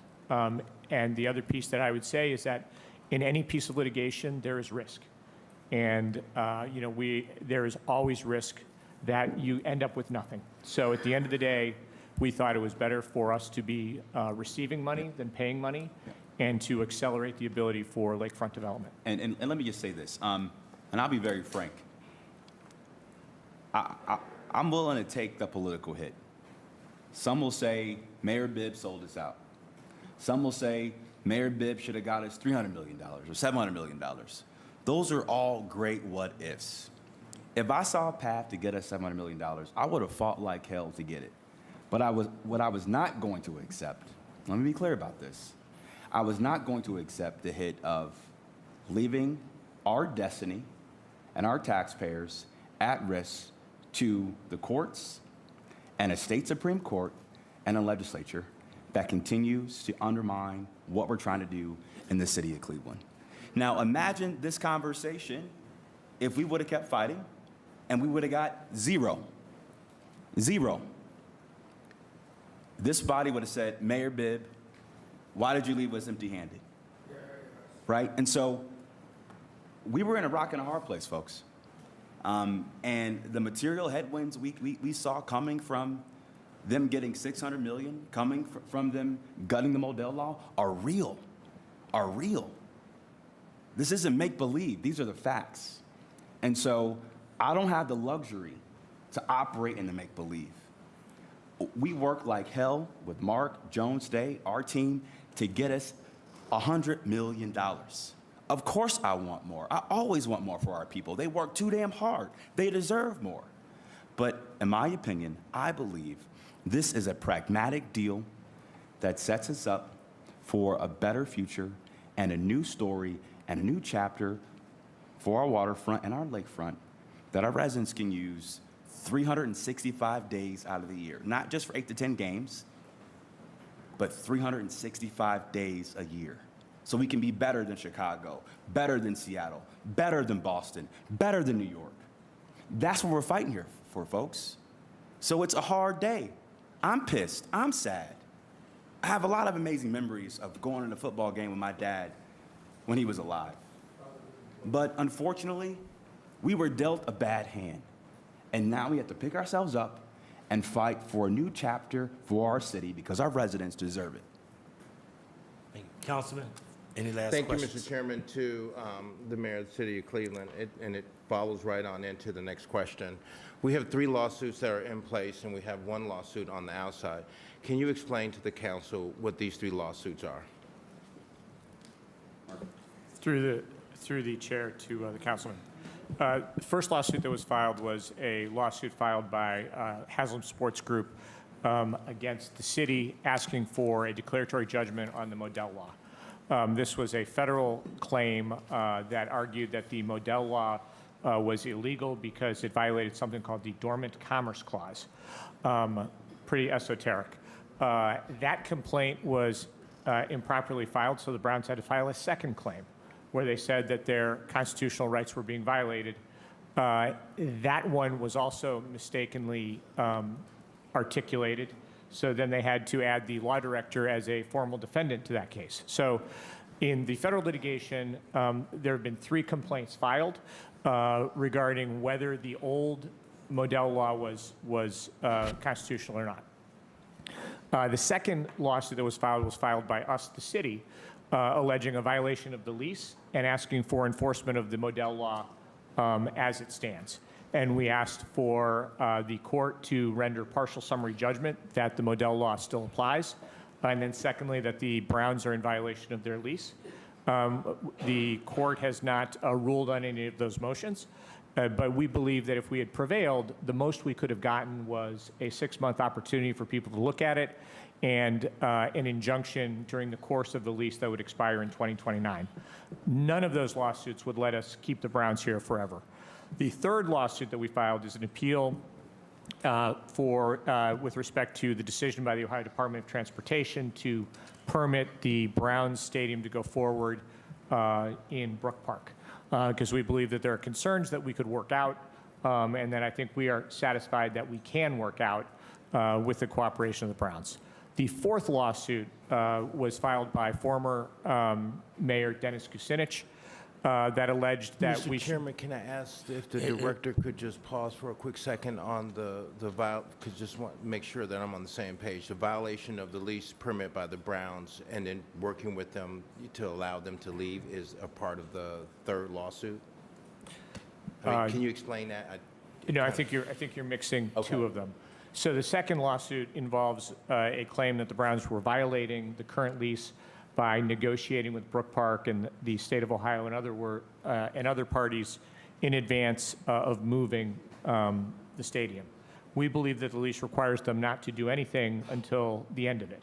So the best that we could have gotten was to slow down their negotiations or to postpone them until the end of 2029. The third lawsuit deals with an appeal of the decision by the Ohio Department of Transportation. Explain that again. Sure. The Browns Stadium is in the vicinity of Cleveland Hopkins Airport, and we just want to make sure that we do everything we can to protect the efficiency and the safety of the traveling public. And I think there are ways to make that site work, and we wanted to make sure that we have a voice at the table. And go ahead. You were the last one was with Dennis Kucinich, Mr. Chairman, to Mr. Mark Griffin. Through the chair to the councilman. The fourth lawsuit is what's called a taxpayer lawsuit, where a taxpayer says, hey, you, the city of Cleveland, should be doing something that you're not doing. And in this particular lawsuit, former Mayor Kucinich was arguing that that he didn't like the way that we were suing the Browns. And I will simply say, Jones Day is put together not just an all-star team of lawyers, but truly a Hall of Fame team of lawyers, from the former chief law enforcement for all of Northern Ohio for the federal government, Justin Herdman, to incredibly talented attorneys. So we believe that lawsuit is inappropriate as it stands, and if and when we enter a settlement, it will become moot. And then, Mr. Chairman, And Councilman, just let you know, this is your time. the final question. Thank you, Mr. Chairman. The final question, Mr. Chairman, is we have a deadline on the 25th of November. And just for clarification, as one of my colleagues eloquently stated earlier, a number of us are out in our neighborhoods, all of us actually, working, campaigning, and we have this deadline to make a decision on a deal, I presume. Can you elaborate why we have a deadline on November 25th, and why is it so important to have a deal done at this deadline time? Chief.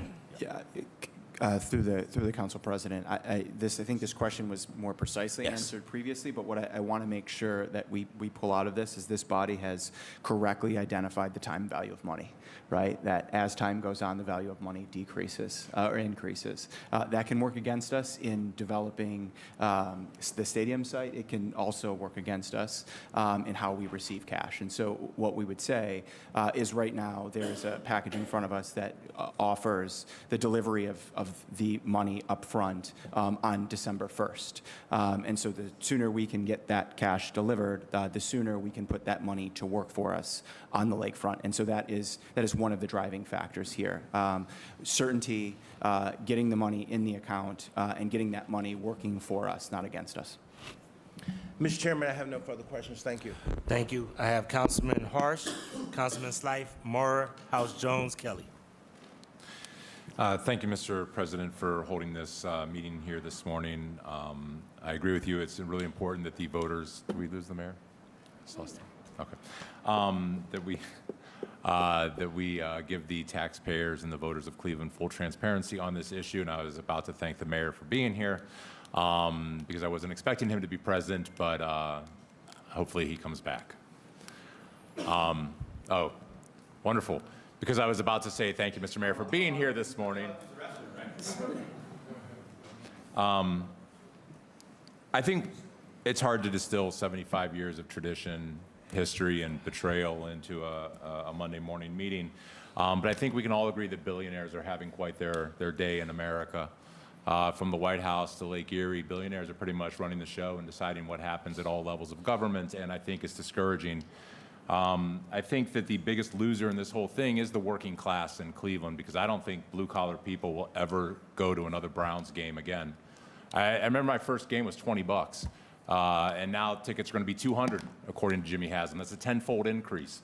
To put that in perspective, movies used to be $5, and now they're $15. That's a threefold increase. But with a $200 ticket and $150 parking, a family of three is going to spend $1,000 before they even get to their seats. And that is not a blue-collar working class experience. And I really feel for the Browns fans who have spent money for generations to support this team, who are now going to be priced out of ever enjoying this team in person again. I think that's what really bothers me the most about this whole move. With that said, I do want to remain focused on the burden and the risk to Cleveland taxpayers as we move forward. And I want to go to something through the Council President to Chief Griffin that you said earlier, that you were seeking permission to enter into a final agreement. And my question is, without us knowing what that final agreement could be, are you asking us for preemptive approval of a final agreement without us having the benefit of seeing it? Through the chair to the councilman, no. Everything that is of substance is here in the term sheet. I don't think either the Browns nor the city would agree to anything that strays from the bedrock of the term settlement agreement. But anytime that you talk about a settlement agreement, there's a lot of the what I would call legalese that is not substantive. So it's a question of choice of law. Are we going to apply Ohio choice of law? Almost certainly. Is there notice provisions? Who gets the notice provisions? So there's a lot where these things are procedural in nature. But everything that is that we're going to agree to that is substantive is before you. Okay. The reason I'm curious about this is going into some of the terms that Ms. Trevisano pointed out at the beginning of this meeting. The value of a dollar goes down over time. The $25 million up front through the chair that's supposed to be paid to Cleveland doesn't even cover the remaining bond debt that we have, as Dean Polensek pointed out. So through the chair to the mayor, whoever wants to answer, the $25 million being paid up front, what is that earmarked for? It's certainly not money that's going to last 5 years till demolition. Yeah, to the councilman through the chair, the $25 million is earmarked for advancing all of the work on the lakefront. So Haslam Sports Group has been very clear that if they were to leave Cleveland, they are committed to helping us see through the transformation of the lakefront. That'll help us mitigate some of the economic factors that we've talked about today. So that $25 million will be to advance the work on the lakefront. So through the chair, the $25 million will not be to mitigate the remaining costs that we have on the bond debt. We'll just continue to pay that as normally scheduled in the budget. To the councilman through the chair, and I think that's what was contemplated in that initial 30-year lease, that it would be 30-year debt tied to that lease. Okay. Because, Mr. Chair, as everybody knows, and at the risk of beating a dead horse, $100 million agreed to today is worth less in 5 years. Whereas the economic benefit of the Browns, estimated at $30 million a year, grows over time. The revenue created and captured by the city of Cleveland is an increasing number in 5 years. It will be more than $30 million through inflation, whereas their upfront contribution is worth less. And so it seems to me like what we're actually getting around to is accepting really just sort of a 2-year replacement of the revenue that we would have captured from their economic activity in the first place, which leads me into a question sort of getting back to the ones about the existing plans for renovating the current stadium through the chair. Mr. Mayor, did you and your team have discussions with the Haslam Sports Group about the Burke location as an alternative to Brook Park that could do far more for our region and for sports entertainment in Northeast Through Ohio? the council president to Councilman Harsh, yes. So when we got word that they were looking to go to Brook Park, myself and the county executive asked for a 4 to 6 week window to put together a plan for Burke. We worked together on that. That contemplated, obviously, the city revenue stream, so income tax, emissions tax, the sin tax from the county, and we were assuming that if we pitched a dome downtown, we would also work to increase the sin tax. We also contemplated an increase in the bed tax as well for a dome downtown at Burke. We presented that plan to the Haslams. Again, that plan was rejected because of their thought that, number one, they wanted to, be in a new stadium by 2029. Number two, they didn't believe we could close Burke that fast. And third, they had some environmental concerns, which I think we addressed, and Bonnie can speak to that. So let me just be very frank with you. Once they rejected that, myself and the county offered, a $500 million of bond proceeds up front for the $1.2 billion renovation for the lakefront. They said no to that. So again, we moved every mountain. We tried to deploy every kind of proposal or strategy to keep them there. But at the end of the day, HSG made a business decision to go to Brook Park. And I, through the chair, Mr. Mayor, I'm glad you brought up the bed tax and sin tax, because it seems like it would be an easier path for Haslam Sports Group to move forward with the county support at Burke than it is to move against county support in Brook Park. Through the chair, Mr. Mayor, how would you feel about it was, I think, it was said in the plain deal over the weekend how insulting it would be to ask downtown hotels to raise bed tax to drive business away from downtown. How would you feel if a bed tax or sin tax were to come your way? I know that it's not a city issue, but it is a political issue. I'm going to leave that for the county executive and the county and the sports teams to figure that out at this stage. Okay. So, having sort of dismissed a truly visionary proposal at Burke with more land, more room to move, the potential to do something bigger than just a covered stadium. Getting back to the risk of taxpayers in Cleveland, I want to sort of drill down, if we can, on this notion of demolition. As you pointed out through the chair, Mr. Mayor, you didn't have a lot of faith in the Supreme Court, the state Supreme Court, to uphold any potential wins that the law department could have. I'm wondering, what if the Haslam Sports Group decided they just wanted to default on an agreement to tear down the stadium? Because we're not talking about demolition until 2030, 31, 32, if they're going to have to stay for a couple of years. Talking about demolition in 6, 7 years. What if they decide there's an argument that they shouldn't have to pay that? Billionaires get what billionaires want. And they won't even tear it down after we even have a sensible agreement. Would the Supreme Court uphold us in that respect? Through the chair. Through the chair to the councilman. That'll be one of the pieces in the final settlement agreement, which is enforcement. And, we expect to have an accelerated resolution system so that we may not have to go through the courts, and we can move more quickly on that. But the other piece that I would say is this is a different type of lawsuit. If it's simply a breach of contract suit, that I think we are confident that we could prevail on.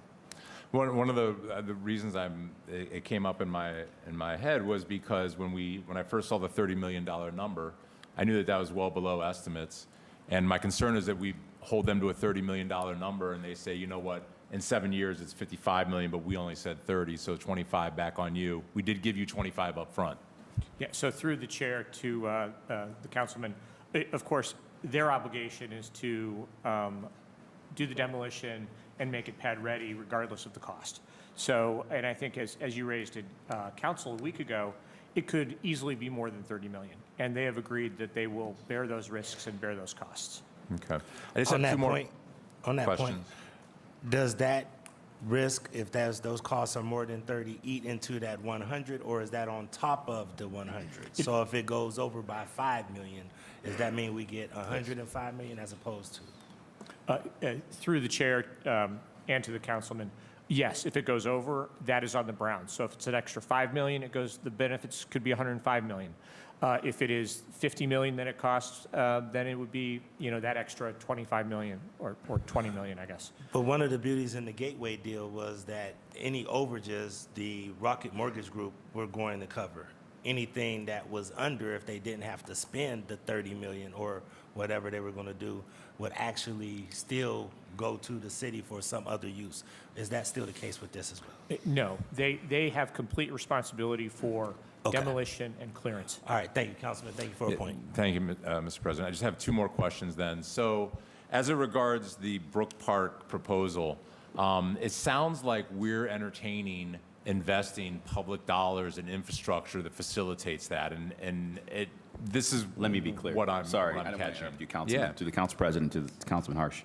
The only thing we are focused on is making sure that as they build this dome, it does not impact our modernization of Hopkins Airport.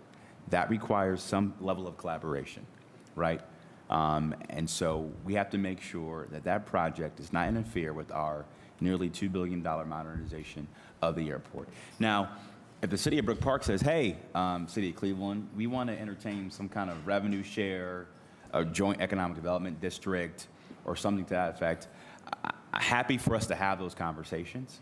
No, those conversations have not been contemplated yet, but as it stands right now, our main concern is ensuring that as we go and get federal and state funds for our airport, that it is aligned and integrated, and it's not undermined by the stadium in Brook Park. Yeah, Mr. President, I think this is where we get into boiling the ocean, because if the Haslam Sports Group starts moving forward with Brook Park and then says, well, what we really need is a little ODOT money and cooperation from the city of Cleveland to make sure that we get some ramps redone, and what we really need is a little bit of RTA money to get a shuttle running back and forth to Brook Park, and what we really need is a little bit of NEO-RSD money because we're going to pump sewage 80 feet they're going to build this thing 80 feet in the ground, so we need to pump a lot of sewage uphill.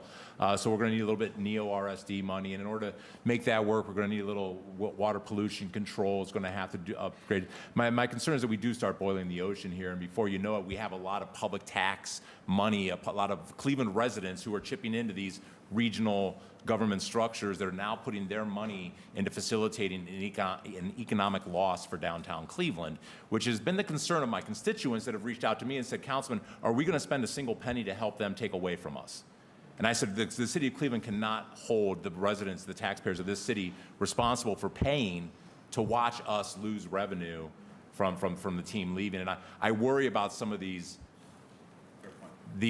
overlapping governmental layers that Cleveland taxpayers also spend money on, being used to facilitate what is ultimately and uniformly an economic negative for downtown Cleveland. So I'm not sure how we approach that, Mr. President or Mr. Mayor, without telling the residents that, yes, on some level, you are paying to lose the Browns. Chief. I would just say, certainly, the sad reality is that the situation that you're describing is what we could describe for any of the sprawl projects that have happened across Northeast Ohio, right? Sprawl has hurt the city of Cleveland, and it has certainly costed our region and our state more money than thoughtful, concentrated planning. And so it's worth just meditating for a second on the reality that is likely true for any project that takes work outside of the core and moves it to the suburbs. But what I think is also important to think about is the opportunity and what alignment can do, because the truth is our airport modernization project, while is going to be substantial, still doesn't go far enough. It never will, right? The point is to continuously improve our union, right? And so the hope here will be that these infrastructure projects and investments can be complements to the work that we're doing at the airport. But certainly point well taken, sir. Yeah, and Mr. President, I'll wrap up here, but every economic development professional in Northeast Ohio has pretty much come out to say that this is a terrible idea, that moving away from the core downtown Cleveland's economic hub for Northeast Ohio is bad. I, as a kid, used to drive past Richfield Stadium to get up here, and I remember all the conversations about what a waste it was to lose all that money and how we should move Cleveland sports teams into downtown Cleveland, and we finally got all three. And I still believe that in 20 years, people are going to be scratching their heads and wondering how we let this happen. If they build this in Brook Park, and it is not the economic revival that people claim it to be. It is not the advantage to the people of that region. It is not the to the advantage of downtown Cleveland. And I still think that this will go down as the most expensive I told you so in the history of Ohio, because this plan will not be good for us long haul. And it seems shameful that we have to sit here and have a conversation about how to help it. It's an unhappy day. But I look forward to having more conversations about how to mitigate the impact. And I would like to think that there is still a path forward where the Haslams can think about the benefit of all people in Northeast Ohio, can look at that Burke Airport sitting out there and think about how to work cooperatively with the city of Cleveland and Cuyahoga County to do something that's actually transformative for the region and not just the Haslam Sports Group. Thanks. Thank you, Councilman. I now have Councilman Charles Slife, then Councilwoman Mora, Councilwoman House Jones, Councilman Kelly, Hairston Welch. Thank you. And Councilman Harsh, to your point that this could go down as the most expensive project of this kind, I certainly hope that's the case, but the truth is we already have the Bengals chomping at the bit to replicate this down. I mean, let's pause and zoom out of the city of Cleveland and this region for a second. I hope people in Marietta are happy that their streets aren't going to get paved and that their other services that they rely on from the state of Ohio aren't going to happen because the state is just pumping money into sports teams that aren't even anywhere near where they live. So this is really a concerning precedent, in my opinion. Mayor Bibb, you said, you kind of alluded to or stated that you don't always get what you want in negotiations, and I think that we can all agree that there's a give and take, but you kind of end up with what you get. I'm kind of compelled to say the Haslams, they could give more than $100 million. They could. They don't want to. And some of the greatest assets we have in this city are from the civic-minded forefathers that we have, Severance Hall, the Rockefellers, the Carnegie libraries. We just don't live in an environment where people with this kind of money are civic-minded. And there's these jokes online of like, it's kind of goes something like things that are trashy if you're poor, but classy if you're rich. And it's like moving to a foreign country, speaking another language, having someone else raise your kids. This is welfare in a top hat. They don't need $600 million from the state. They didn't need the $461 million from the city. This is their business model. And let's just call that out, because that's what it is. It's also, I think, I gotta point out the folly of moving to Brook Park and you're gonna have an entertainment district. Get out of here. I mean, look, the Meadowlands in New Jersey is surrounded by a giant parking lot. 2 teams play there in New York City area. The Washington Commanders are surrounded by a giant parking lot in one of the hottest real estate markets in the entire country, and they're moving from Maryland back into the district. You see it in Phoenix too. So this idea that this is gonna be somehow magically in Northeast Ohio, anything other than a giant parking lot, the likelihood of that turning into the next Pinecrest or Crocker Park is about as likely that I'm going to be playing for the Cleveland Browns, guys. So it's the fact that we all haven't come to that universally sort of astounds me. The last level setting, because I do want to focus on sort of next steps as they're being proposed to us. $100 million is the negotiated amount. However, say that through the chair, if the demolition were to cost $31 million, it's now 101, correct? So it's minimum of $100 million, correct? Chief Davey alluded to the point that the present value of money is less valuable over time. Has there been a present value analysis of the $100 million, and what is that number? I believe Ms. Trevisano is going to answer that. Yeah, to the councilman, 87 million is present value. 87 million. And can we receive, because we've been trying to do it on our side, and we've had a couple numbers come down as low as 56. So I think it's important for us to understand what this is not $100 million. This is much less than $100 million, given that the structure is that a large amount of it will be paid out over time.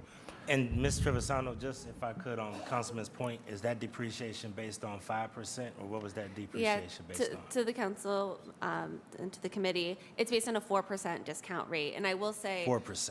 That's right. 87 million is the present value. Although when you think about how these funds are going to be spent, we're going to be able to capitalize on this $25 million as soon as December 1st on this year. And that is really important for us to be able to accelerate our lakefront development.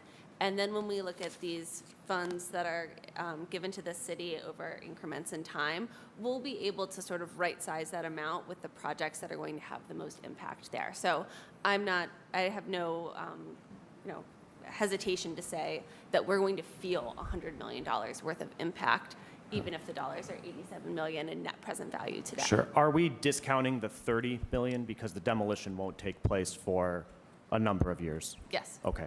but I can send. Yes, I would. Spreadsheet, formulas live. Thank you.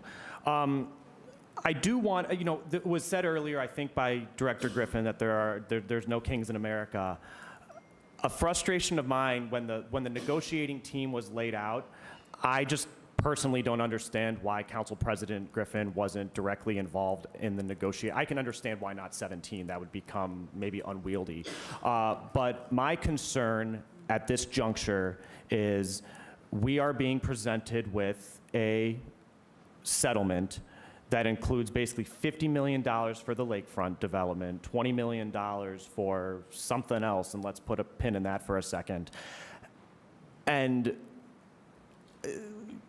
a rush deadline or an aspirational deadline of getting money as soon as December 1st, which would require legislation in November. And this is why I think it would be valuable for us to pump the brakes on that component of it. Because I do think there should be a conversation about do we want, given all of the needs in Cleveland, given lead, do we need $50 million going into the lakefront? That's not what I'm hearing from my residents. My residents don't come downtown, many of them, very often, not because they don't want to, but because it's just not their lived day-to-day life.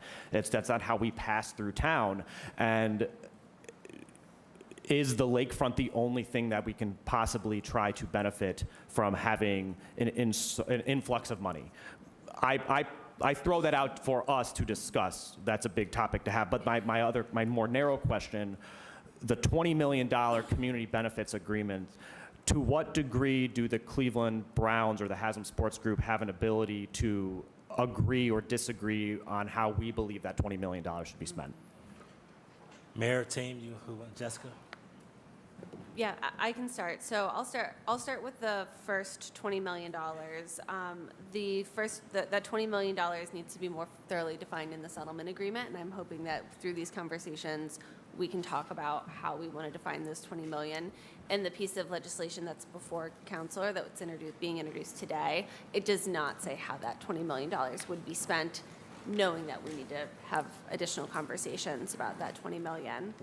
On the point of the lakefront, I mean, I'll let the mayor speak to this, but developing the lakefront has been an unfulfilled dream for the city of Cleveland for over 100 years, and $50 million is necessary and required for us to see through the lakefront development, and in fact isn't enough. We still need to look at debt through the TIF. We still need to look at other ways for us to finance the lakefront development so that we can see an impact that's going to affect Clevelanders all 365 days a year and really transform the way that our city looks and feels and how we attract people and investments to the city of Cleveland. So I know the lakefront is something that we'll continue talking about, but the impact isn't just the lakefront, it's the entire city.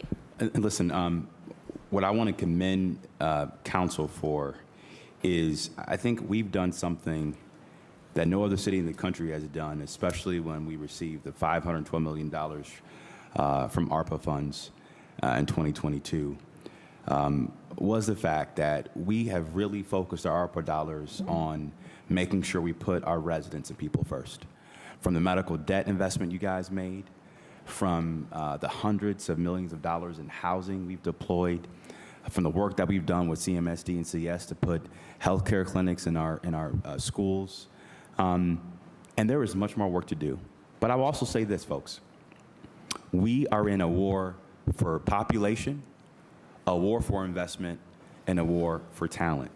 Number one, I'm really grateful that you guys partner with us to do the Site Readiness Fund because but for that, we would not have a pipeline of companies looking to expand or come to Cleveland without that fund. Now we're going to have nearly 1,000 acres of shovel-ready job sites to attract and retain good-paying, high-wage jobs back to the urban core, right? And so we have done a whole lot together to make sure we put people and neighborhoods first. But I'll also say this. If we want to get talent from our peer cities across the country, whether it be Chicago, Seattle, New York, D.C., Atlanta, Detroit, and grow our population, grow our tax base so we can invest more, we have to make strategic investments and strategic bets. And I believe this waterfront investment from the shore to the core to the shore will be that critical investment that allows us to turn the page, including all the other great things we've done together as a government. So in this case, I believe we can walk and chew gum at the same time, and it's important we not let our foot off the gas in terms of the great progress and momentum we have on the lakefront. Yeah. So, thank you, Mayor. And respectfully, I think we agree on the diagnosis of what the challenge is. It's a difference in how to resolve it. The neighborhood I represent does not have the level of vacancy that other parts of Cleveland have. Still, the population of current Ward 17, there were 15,000 more people living in it in 1970 because people don't have 6 kids anymore. So if we're going to attract people back into neighborhoods like West Park or elsewhere, we need more housing. Like, we just don't have enough housing, and I'm not convinced that the lakefront's going to solve that. I feel we're putting a lot of energy into the lakefront, but we're not putting, I want us to see a more collaborative back and forth, us coming to your office, meeting about local projects and figuring out how we can do all of these things. I worry that the lakefront becomes this distraction when there's a lot of work to do alongside the lakefront. I'll wrap up. I have one final question. The conversations between the administration and the Haslam Sports Group have been ongoing, obviously. When did talks of a settlement begin, and which party offered up the $100 million figure? Director Griffin? Okay. So the answer is that the conversations for the settlement or resolution started 3 years ago. And then as litigation started, then there were different conversations as well. And so some of those were lawyer to lawyer. Some of those were through the context of a mediation. And many of them were frankly hostile and adversarial. But I will tell you that there was never $100 million on the table until this very last minute. And so I can't get into the exact negotiations because we're in what's called a mediation privilege, but I will tell you that I don't think there's a penny more that's there. There was never more than $100 million that was even reasonable.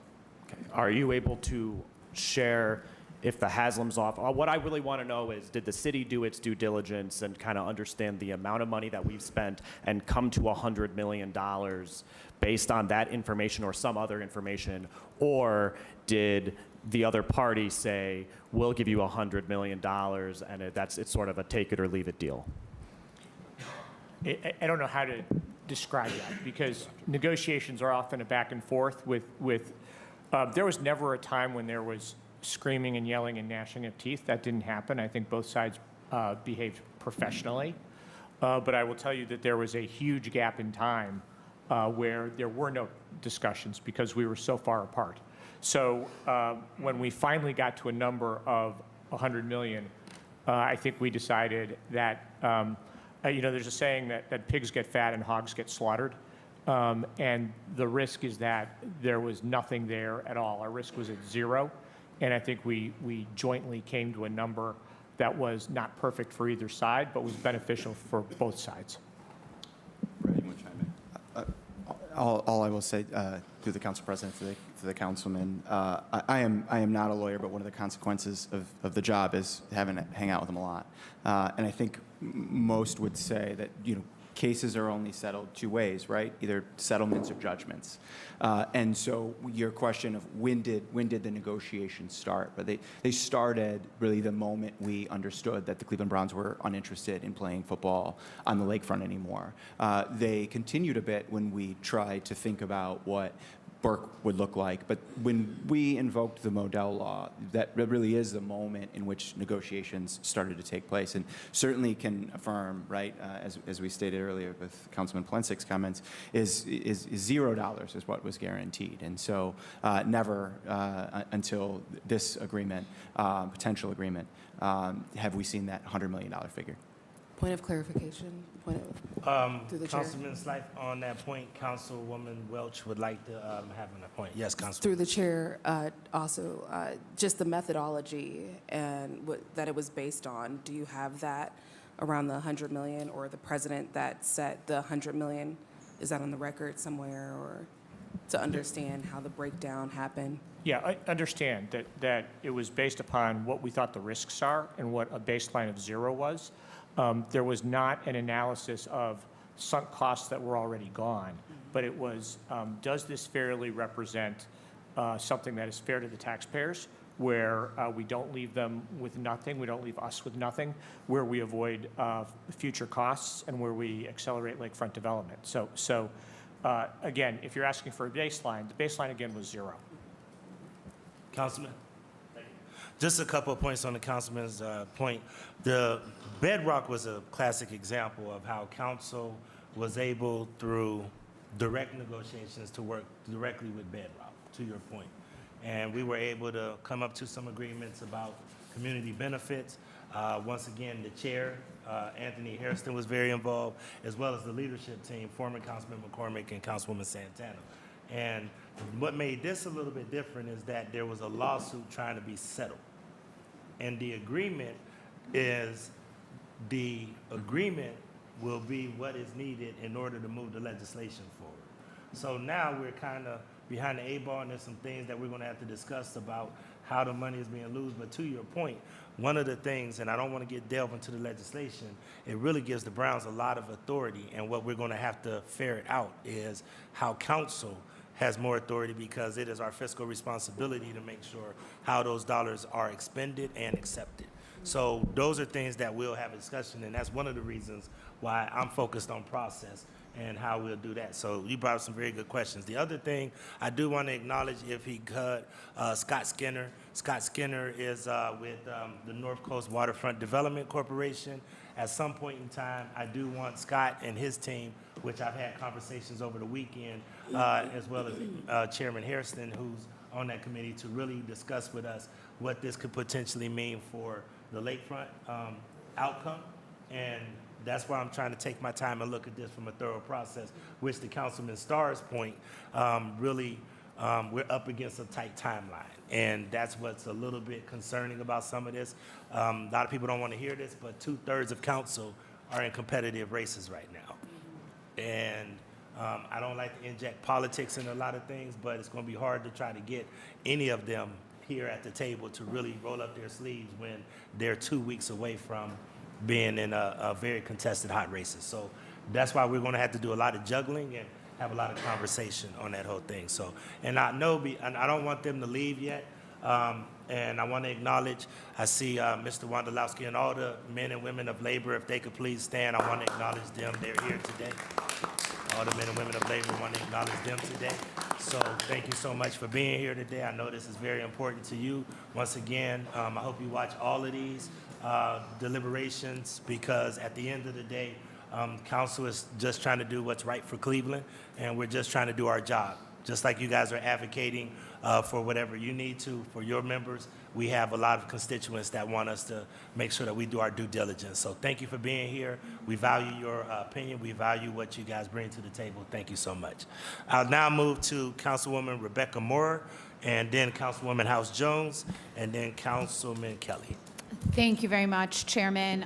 Thank you to everyone here today. I have never had to give this caveat at the beginning of a statement, but I've been running ragged, and this is the worst I've ever felt at the council table. So I don't feel 100%, and I hope you'll be patient with me if it just takes me a minute to find my words sometimes. But I also, part of why I'm here today, I've also never been in a position where I've been wearing a T-shirt underneath my blazer, and the T-shirt is one of my guiding principles. As we face down a difficult deal, you have to have your North Stars. You have to know why you're here. And for those of you who can't read it, it says, Comrade Haslam, socialism for NFL owners, rugged capitalism for the rest of us. And it's a line from an op-ed that was published last year in Cleveland Scene about the $600 million deal that the state offered to the Haslams. And what I want to emphasize about it is that the billionaire class in this country wants part of what happened today in this meeting, which is all of us looking side to side, left to right at each other. The billionaire class doesn't want us looking up and down, seeing the wide gaps that they have created in our society. And let's be real here, I appreciate the mayor's statements about the position that the $600 million that the state put us in. This city actually held the line. This council held the line. The mayor held the line about making sure we didn't make a bad deal of jeopardizing our general fund to billionaire NFL owner teams who have frankly offered a terrible product to this city. The other option I was thinking of this morning was my Factory of Sadness t-shirt that I've purchased out in front of the Browns Stadium when I went and watched them lose. I want to preface my questions in that sense of up and down. I'm not here to fight with the administration.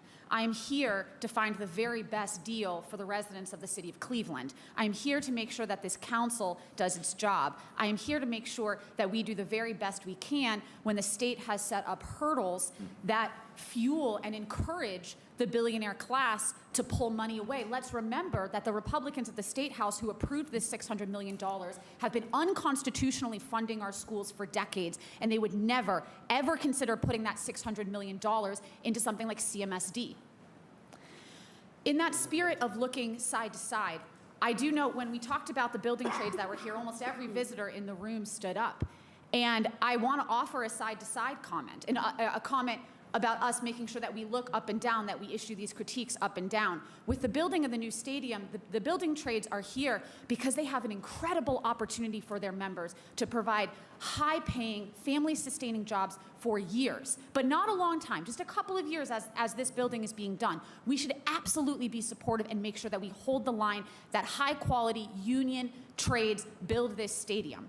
But to the building trades that are here today, I am also asking you that you use your leverage. Use your leverage, Mr. Wondolowski, to make sure that the jobs in this stadium that will go on for 10 years, 20 years, 30 years are also union. We've already seen the Haslam Sports Group enter into deals with groups like Legends that are non-unionized. We're going to have concessions workers. We are going to have people who are running these games day to day who are currently unionized in the stadium back here. And the Haslam Sports Group is setting it up so that those jobs are not unionized at this new stadium. And in the spirit of looking up and down, Mr. Wondolowski, you have an incredible opportunity with your men and women to make sure that you use your leverage to make sure it's not just union high-quality jobs for you all, but it's union high-quality jobs for all of us. So I'm asking you to keep that in mind. I also want to make sure that I understand the leverage that we had in this deal. In the spirit of looking up and down, making sure that we hold the billionaires accountable, it's just been nagging at me that we haven't understood the terms of the lease extension. There's parentheticals in the term sheet saying, we're going to start getting this community benefits money. We're going to start getting this community benefits money once the lease ends at the airport. But there was reporting on Friday that the Haslams are going to need an extension on the lakefront. But I note that this extension is not built into this deal. My question through the chair to the mayor and to the team, why isn't an extension agreement, if it's needed by the Haslams, if it is on the table, why are we executing a deal before we finalize one of our key pieces of leverage, which is an extension of their use of the existing stadium? Ms. Trevisano, Director. Yeah, to the councilwoman through the chair, there is an option for a lease extension that is within the term sheet, and it's spelled out to say that they have 2 one-year options to extend under the current terms of the lease. Although HSG has been unequivocal that they do not anticipate needing that extension. It is built in there as a piece of insurance, but they do not believe that they're going to need that extension.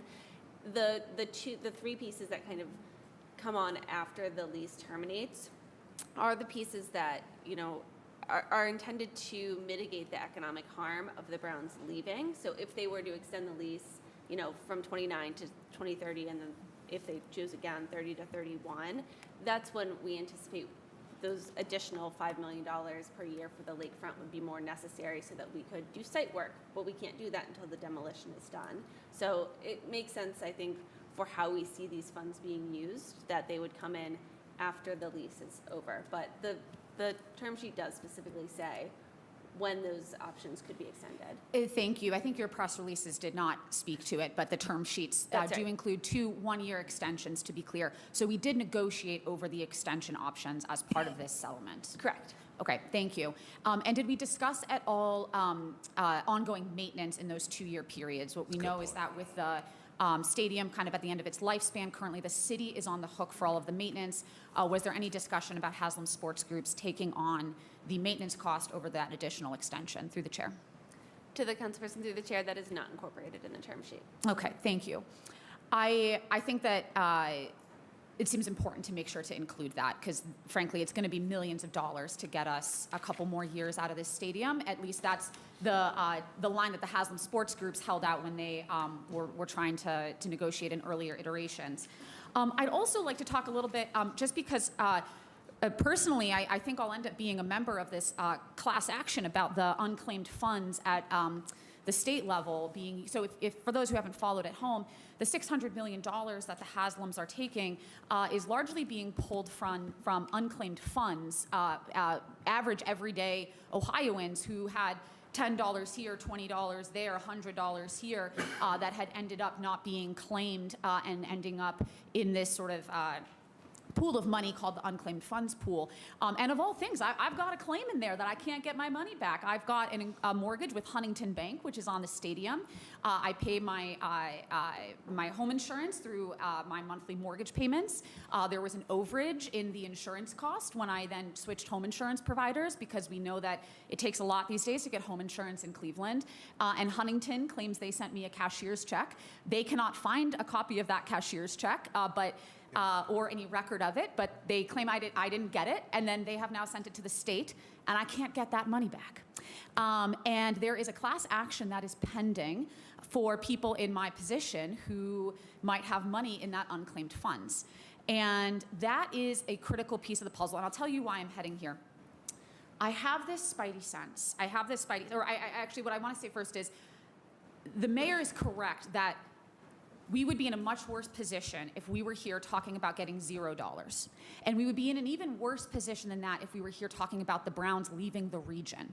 If we weren't talking about a Brook Park again, we were talking about a Baltimore. And I have this spidey sense in the back of my mind that if we take the current stadium off the table before the new stadium is a done deal, we could end up in a position where we get checkmated as a city. And the Haslam Sports Group says, actually, neither of these are going to work. We got to leave town. And the ways that I see that happening is if the $600 million from the state disappears. Comrade Haslam wants that $600 million. He wants that funding from the state to make his deal work. And if he doesn't get that $600 million, suddenly the Brook Park Stadium is off the table. But now we will have entered into a settlement agreement to remove our claims to the Lakefront Stadium. And so through the chair to the mayor and his staff, I want to hear your understanding of the validity of your understanding and analysis of the $600 million fund that is going to the Haslams and whether you believe that is in any way at risk because of the lawsuit over unclaimed funds at the state level. Director. Through the chair to the councilwoman, let me just say there is always risk. And so I don't want to comment on someone else's lawsuit. My understanding that former Ohio Attorney General Mark Dan, I believe, is handling that lawsuit or one similar to that. So I think until that is resolved, I think that there is uncertainty. I think what we know, I think which is good, is that we would have a guaranteed $25 million. And so if they come back to the lakefront, we would have the $25 million and we'd have the Browns. So that's one of the ways that that this settlement protects taxpayers for the city. With respect to the outcome of any lawsuit, I can't give you a judgment on that. I might say one clarification, which is $25 million, and then the other pieces, the demolition, the additional 25, then the 20 million community benefits. Those, if they left Cleveland, those would still come to the city. Yeah. So those are only in question